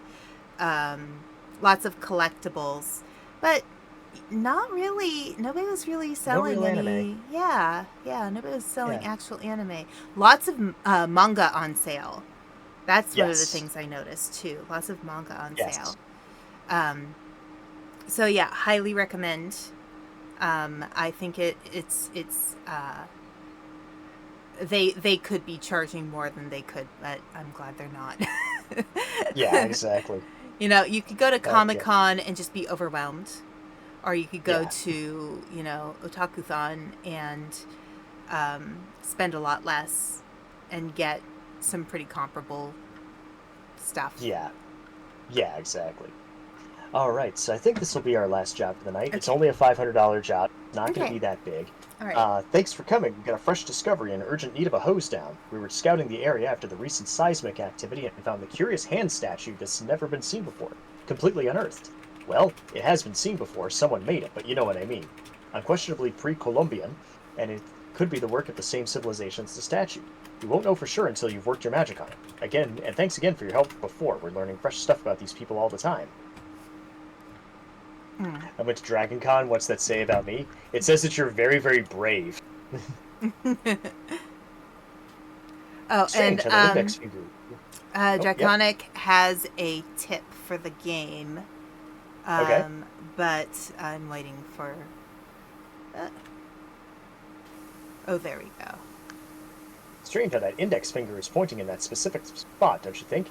Nothing in that direction for miles until you hit the coast. And Maybe there's a reason for that. Maybe it's I mean, trying the to tell marina is us, there. go yonder. Yeah. I mean, the marina is there, but it wasn't back in those days. I always thought that um,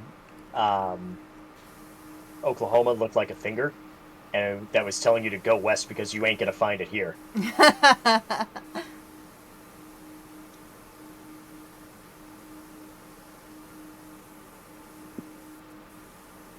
Yeah. I was very happy. We had a great time. Yeah, we did have a very good time. It was it was refreshing. It was fun, and I was actually a little concerned that our hotel would have like a lot of people running around and stuff, but people were yeah, very, you know, when you were at the hotel, you could relax. yeah, yeah. I have a feeling a lot of people chose the Westin across the street. Mm-hmm. Yeah, yeah, probably. Because that one may have had like the con rates and stuff like that. Right. And but I never looked to see which ones had the con rates or anything like that. I booked the thing. I booked our room way back. I booked it on my birthday actually, Mm-hmm. So back in and March. yeah, and it was like yeah. By the way, and it was the only one that offered free cancellation. So I was like, yeah, if things Yeah. go sideways, like with my job or if either one of us, you know, for some Mm-hmm. reason we can't go, you know, we can't go and we know this beforehand. It's like we'll cancel and we won't have any skin off our nose. Right, right. I'm sure somebody would have easily taken the room. Oh yeah, but Like, yeah, it was a very, you know, nice hotel. You know, it didn't have any like carpeting or anything like that. Didn't mm-hmm. need it.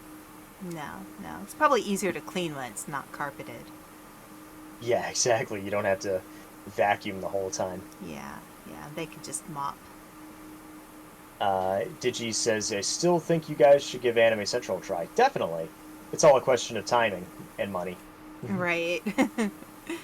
It's like, I don't think cons will be on our list for a little bit because unless we decide to do another anime convention, Mm-hmm.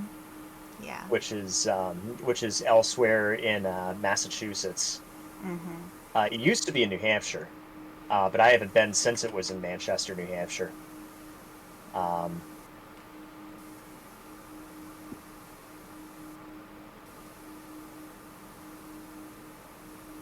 But I don't see us. I don't see myself doing any cons for a little bit. Yeah, yeah. Or if we do I'm still one, trying to recover maybe from do this one. one that's really small. Yeah, kind of like the 1 day Renaissance fair that we did in June. Yeah, yeah. That was fun. That was fun. Yeah.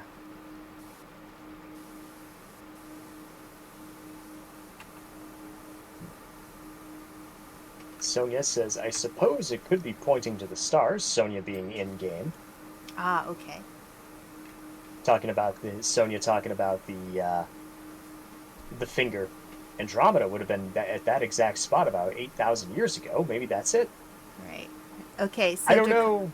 Draconic says on the parts list, if you click something, it will highlight the part on the level so you can find the part easier. I always forget about that, but yeah, that is Yeah. something. The same highlight you see when you use the find dirt button. So at the end, if you're really struggling to find weird named parts like an elevator, you can find them easily.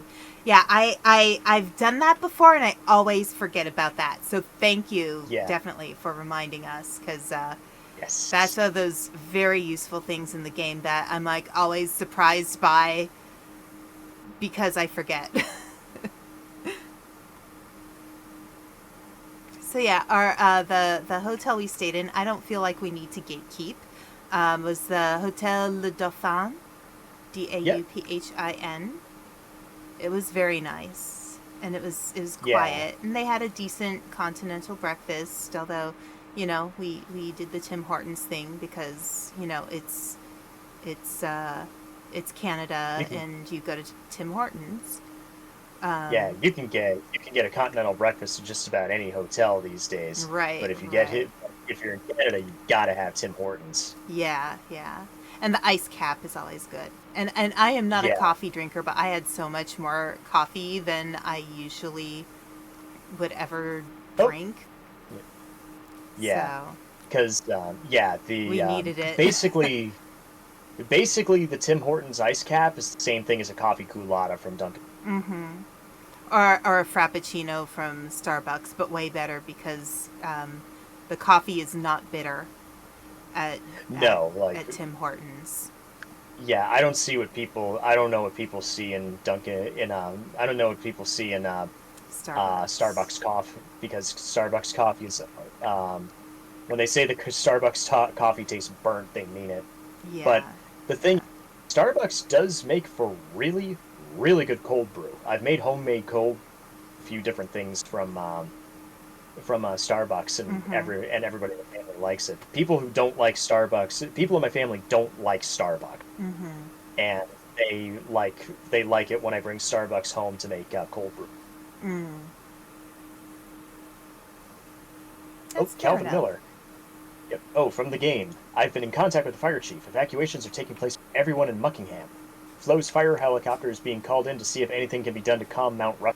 Be sure to keep your distance. So we are coming to a climax of some sort. Yeah, and it's definitely related to that volcano. Yeah, which is behind us in this game, in this level. I need to go back to playing the a game about digging a hole. Yeah. I need to do that. Down in a hole. I'll do that next week. I'll put that on the Yeah. schedule. You guys did the Yeah. fair levels, right? Yeah, I think we got everything in the fair levels. I think we did pretty much all of the fair together. Yeah. You know the There the comes there comes a time, if you want to actually get anywhere in this game, you do have to go co-op, yeah, yeah, because otherwise I'd probably still be trying to clean the Ferris wheel. yeah. That was pretty intense. That was a pain in the ass. I hated it. Yeah, I liked the subway level. That was pretty good. Mhm. Um, I liked the bathroom level. That was The actually bathroom level pretty was nice cool. and cozy. Yeah, That was nice and cozy. yeah. But it was challenging too because of all the reflective surfaces. Yeah, especially once you start cleaning them. Yeah. The carousel has an achievement for never stopping it from spinning. My God, the motion sickness. Yeah, that sounds about right. It's funny you mention. I was gonna say it's funny you mention carousels, because the carnival in Silent Hill is actually one of the last areas of the game, and Mm. it's one of the places where you do need to where if you have the right item, you can either save the policewoman Sybil, or you can kill her. If you kill her, you automatically get the bad. If you save her, you are on the way to a good ending. Okay.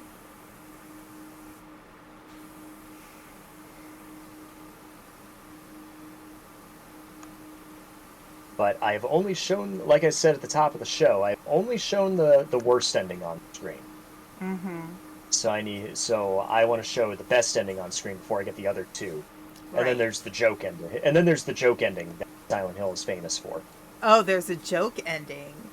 There's two joke endings. You Well, know, actually, there's a I joke ending in the original, and then in Silent Hill 2, there's the UFO ending. I love when a horror series can make fun of itself. Yes. You know? Jerry Jambalaya. Hey, is there a marina? Is the marina in your catchment area? My shrimper's caked up to the eyeballs. Oh, I've only just realized that there are 6 fingers. What else have we missed? Oh no. I can't tell what's a finger right now. I'm sure I'm working on a finger. Every time I see a carousel, my first thought goes, okay, this ain't gonna age or de-age me, right? This says Digi. Oh, also the bottle pyramid game in any of the fair level, you get a chance to do it once per level. If you power wash down the tower of bottles, you get it. Oh, okay, nice. See, we're already 63% done with this level. We got a lot of smaller jobs today instead of the one bigger one. Yeah. I think the Ferris wheel might have been the last really big one, maybe. There's probably one at the very, very end that'll really test us, but Yeah.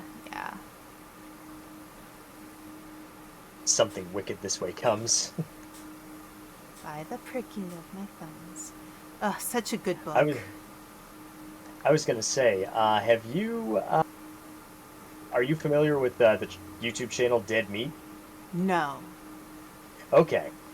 James A. Janice, the host there, does kill counts every week on increasingly more obscure horror movies that I've never heard. But he doesn't just talk about the kills in the movies, he also the movies were made and stuff like that. Which I think is fun. Yeah.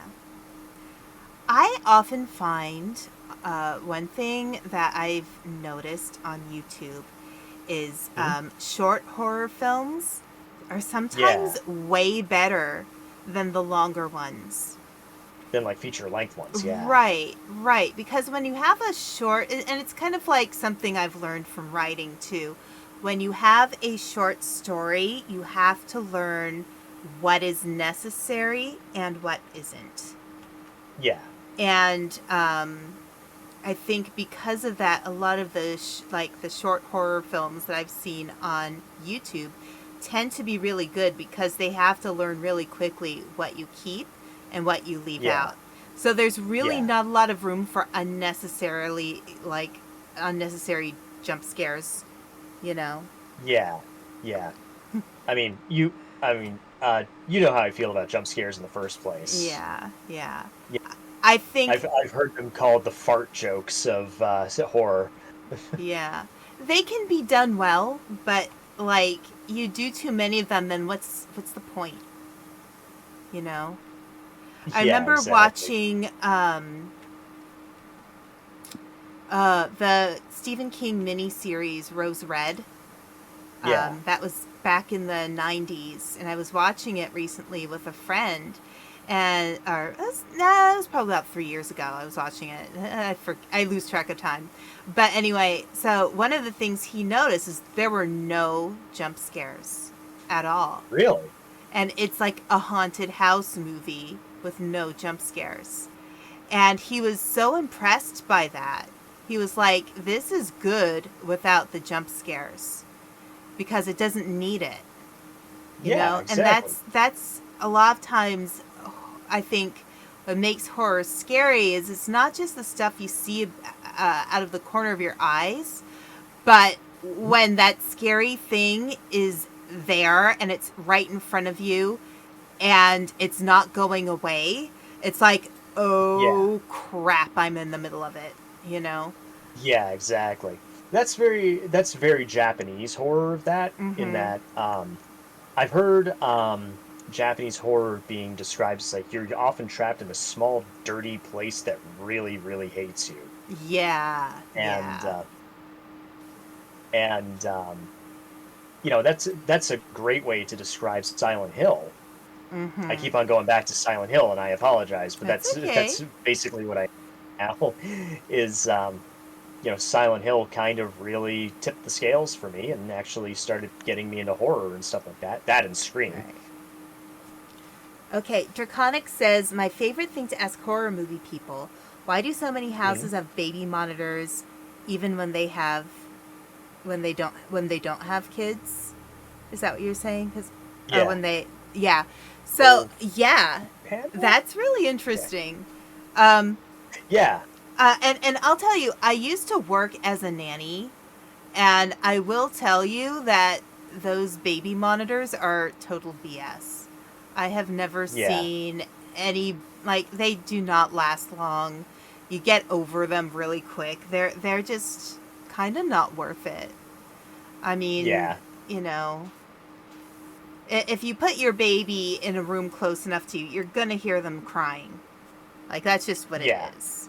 Oh, why do so many houses have baby monitors even when they never have kids? Yeah. Well, I think now we have, like, the Alexa and all that stuff now. So, Yeah. that technology can be used in horror more now. But Mm.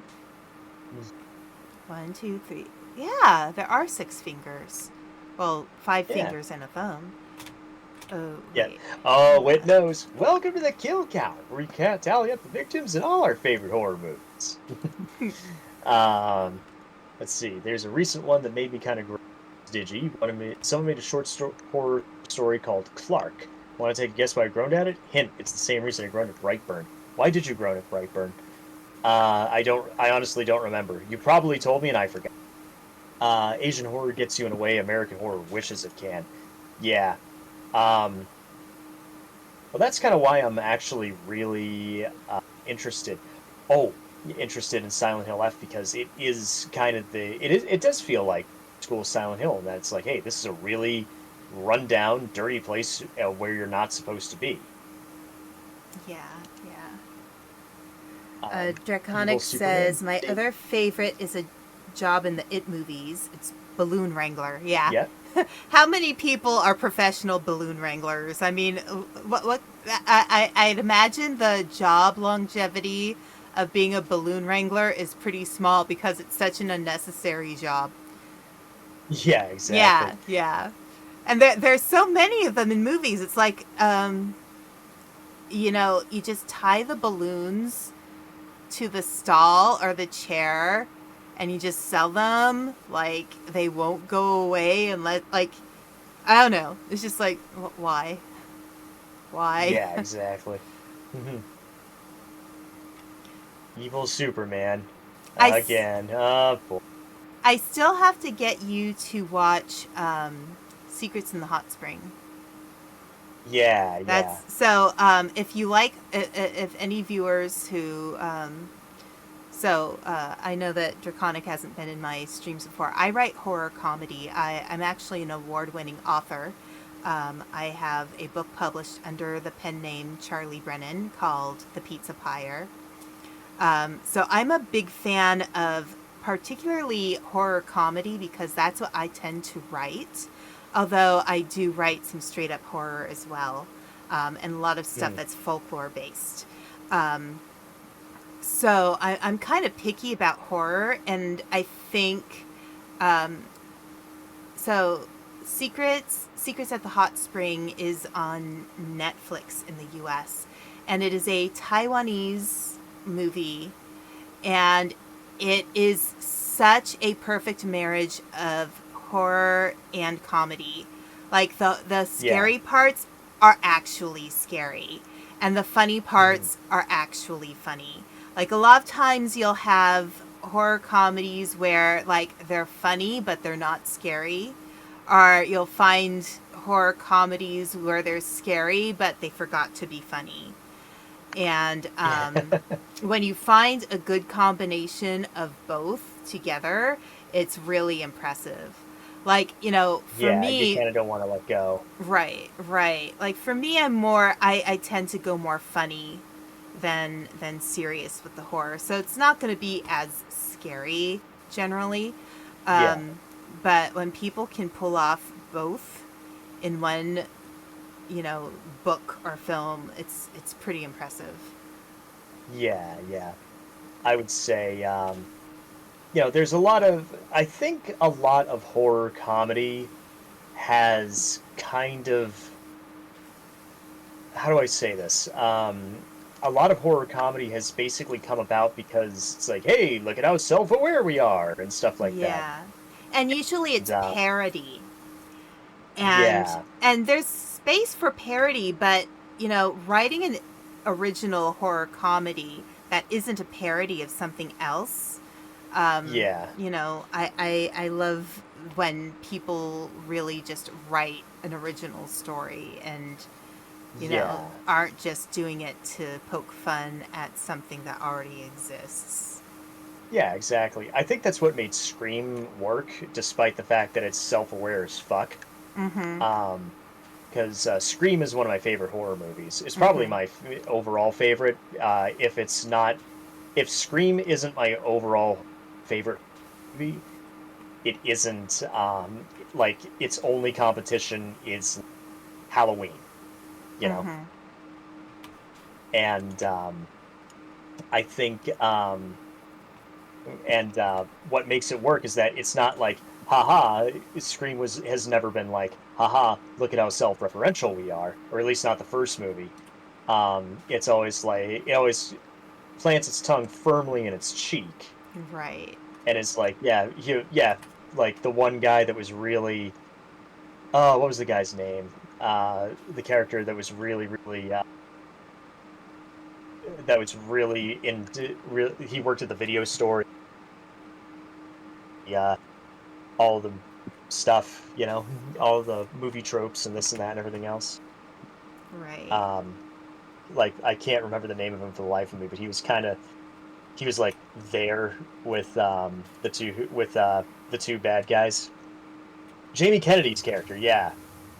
Yeah, I don't remember the character's name, but Jamie Kennedy played that character. Yeah, you got it. And distal fingered phalanges, okay. And then yeah, it's like yeah. I just love how he's having like they're having the party at the end of the movie. The guy's going through all the things that you can't do in horror movies. It's like they violate, like Neve Campbell violates so many of them and still lives because she's an excellent final girl like that. Right.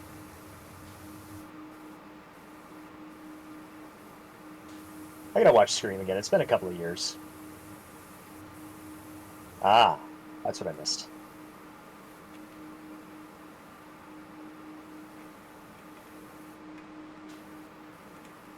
So, but yeah, I think. Let me see.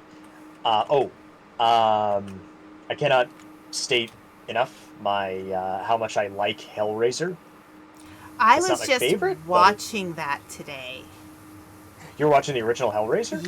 Yeah. Actually, I was watching it before we were streaming. I didn't finish the ending fully, but Yeah, yeah, it's an interesting. I feel like Hellraiser has it's like classic monster movie, yeah, but it has it also has like you know stuff that's particular for that time too. yeah. Like late 80s horror and stuff like that. It was Right, more right. it was kind of like more, I guess you could say, like I always call it art house horror Mm-hmm. because it's like hey, sure, this is really, squick, but at the same time it's like anytime you see like an intersection between like horror and eroticism, and not just for the sake of eroticism, but also because it's like hey, this is like eroticism is actually kind of scary. um Mm-hmm. that's when I really start calling it art house horror. Right, right. Ah, because I mean that's something that Clive Barker has really expressed quite a lot. Oh, that reminds me, an official Hellraiser video game. Hmm. I'm not holding out much hope, but I am certainly, but I am definitely. I'm sorry, honey. You were power washing away, and here I go. I just go zap, ding. Yeah, thanks. Thanks, love. Okay,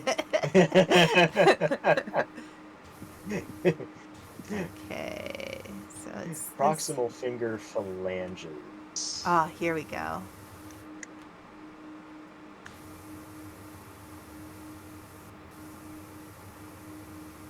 Distal finger phalanx. Way to use big old medical terms there, game. Gotcha. Okay.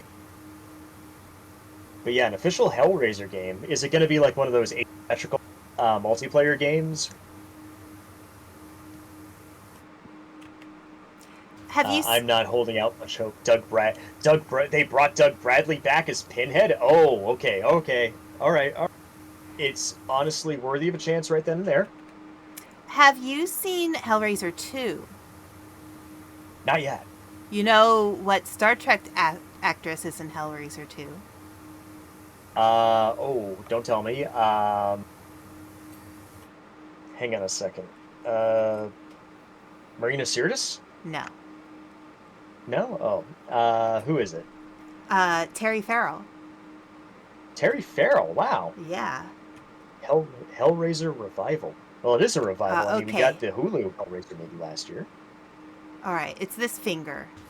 It's the pointy finger. The pointy finger. Yes. I don't. Oh, there we go. Yay! Yay! Okay. Yeah. Right. No laser this time. Here, I want to stand back laser. and see and understand this if I can. Oh, the volcanoes in the distance. Yeah. So Yeah. It was 1, behind 2, us the whole 3, way, yeah. 4, 5, 6.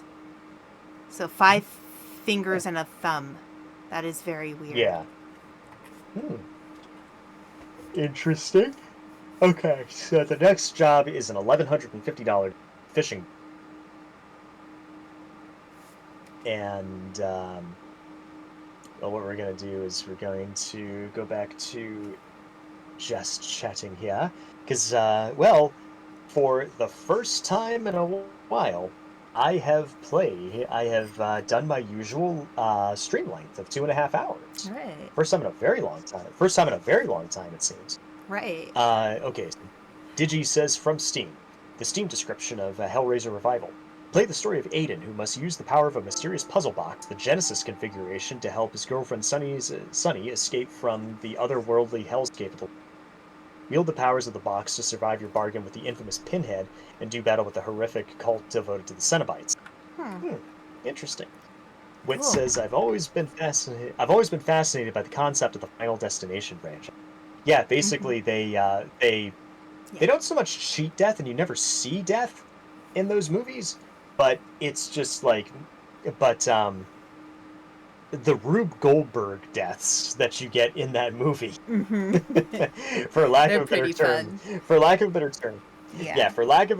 the Rube Goldberg deaths in that movie are worth it the whole way. They're very creative. All right, so now, actually, if you want to, I want to point out something, just to go slightly off of topic here. Draconic pointed out, my favorite real job, though, is coconut safety engineer. They go to tropical resorts and strap down coconuts so they don't fall and hurt people. And said, is it bad? I want to be just to have one, to be able to put one funny job title on my resume.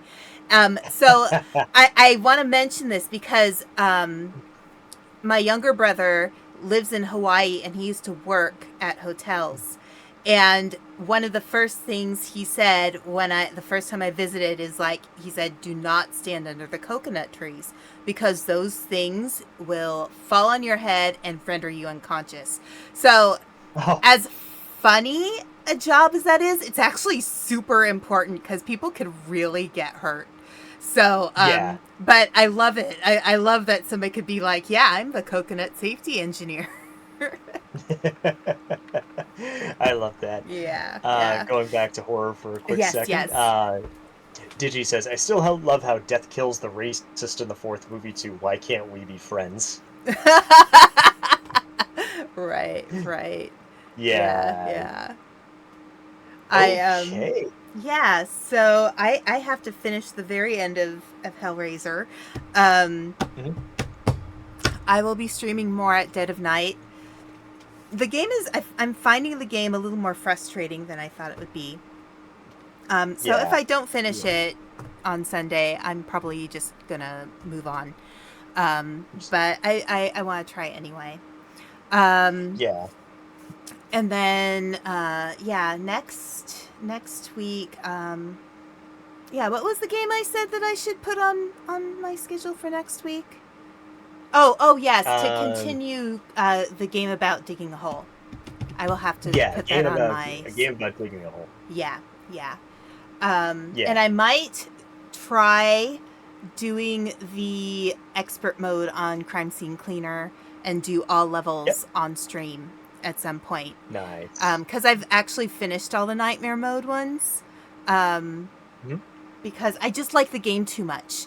But I want to try the challenge of trying to 100% the expert mode. So that's something that I will try to do coming up. Um, Yeah. but yeah, yeah. And then, there's always possibilities for more collab streams. Um, Of I course. think Panda and maybe Ocha and I, maybe somebody else if they want to join us, should do Peak again or more Repo Yeah. because Repo's always fun.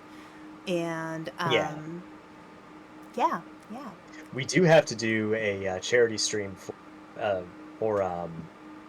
Mystic for Repo.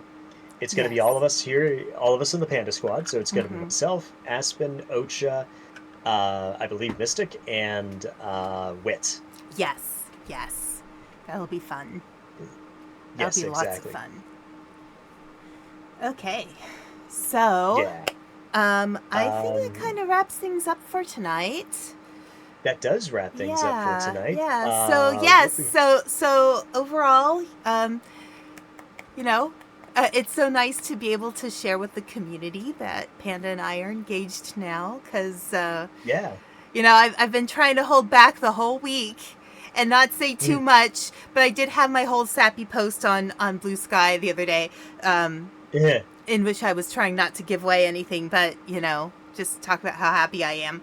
Um, but yeah, yeah. It's so. Yeah. I will say this. For those of you who haven't found your someone, um, do not settle. Never Mhm. settle. Like I No. feel like, and I've had times in the past where I felt like, well, I should just date someone because it's what you do, and Yep. I think Panda is the one person who I've dated, who I've been with, who has felt like, oh my gosh, this is the right person. Like we Yeah. agree on all the important things, and that's something that really is so important when it comes to finding your someone. Don't don't Mhm. don't settle for somebody who doesn't communicate well enough with you. Don't settle for somebody whose values don't match up with yours. Um, and you Mhm. always know if somebody is the right person, not by how much fun you have, but how much they're there for you when you need them. Because I think Exactly. I think we've proven to each other how much we're there for each other when things are hard. Yes. Yes. Um, the thing is, I knew that I was talking with my therapist a couple of years ago, when I was coming off of my internship, and I said, I think I figured out what I want. Finally, out of a partner, I said, my partner needs to fulfill the intellectual, the physical, and um, the emotional pillars. Aspen meets all three, but what I wasn't expecting was just having such what is it, like, having such amazing communication. It isn't just the fact that we agree on so much; it's that there's there's a lot there beyond that. Right. Um, it's the support. It's the fact that I feel unconditionally loved Right. and stuff like that. Right. And you know, romance is only part of a relationship. And Exactly. you have to be able to get along with each other. Like, you can be attracted to somebody, but, you know, that doesn't mean you'll get along with each other, you know? Yeah. I mean, like, I can think of, like, movie actors or people who are, like, I think are really hot, you know? But Yeah. that doesn't mean that they're the right person for me, you know? Yeah. Exactly. But Panda makes me happy. So, And and I miss him Aspen every makes time me he's happy. gone. I miss him Yeah. I miss him all the time when he's not here. And I'm so grateful we have the internet so that we can talk every day, Yeah. and Exactly. do stuff like this. So, yeah. Thank goodness for the internet, because if it wasn't for the internet, I don't know if this really. Oh, So yeah. Yeah. yeah. All right. Um, like my mom and dad did it. My dad proposed to my mom, and then finished up his contract in Saudi Arabia for a number of months before they got together. Yeah, yeah. You just make things work, you know? Yeah, you do. When somebody is worth it, you make it work. Exactly, Yeah, exactly. We yeah. said very early on. I think it was when we had lunch with mom and dad last time you visited me, Mm-hmm. and I'm pretty sure it was me that said we're not going to let distance ruin this relationship. Right, right. Yeah. So All right. yeah. Well, I'm glad All everybody right, now we got to came. find people to rate. Yes, yes. Yeah. Who do we raid? Oh, all right. Let's see. We Um, can raid the same person. yeah. Let's see. We can rate it. I know Goddess Morax is on. Oh, yes. She's playing Elden Ring. Diaphragms will help you breathe. ND Ah, is playing ah, Faith. ah. Sorry. I don't know what that game. I don't know what that game is. Faith. It looks kind of like an Oregon Trail sort of thing. Mm-hmm. Um, Let me see. Foxy is streaming Terraria. Okay. Foxy, FP Foxy, Yes, one of well, your followers? they changed their name to Cassie Foxgirl. Cassie Foxgirl. Okay. Yes. Yep. So I was gonna say, who do you think? I was Uh, thinking, Morax. yeah, let's raid Morax because I haven't had many opportunities to raid her, and she's cool. Yeah. All right. Okay. Okay. So let's do that. Okay. All All right. right, everybody. Raid is started.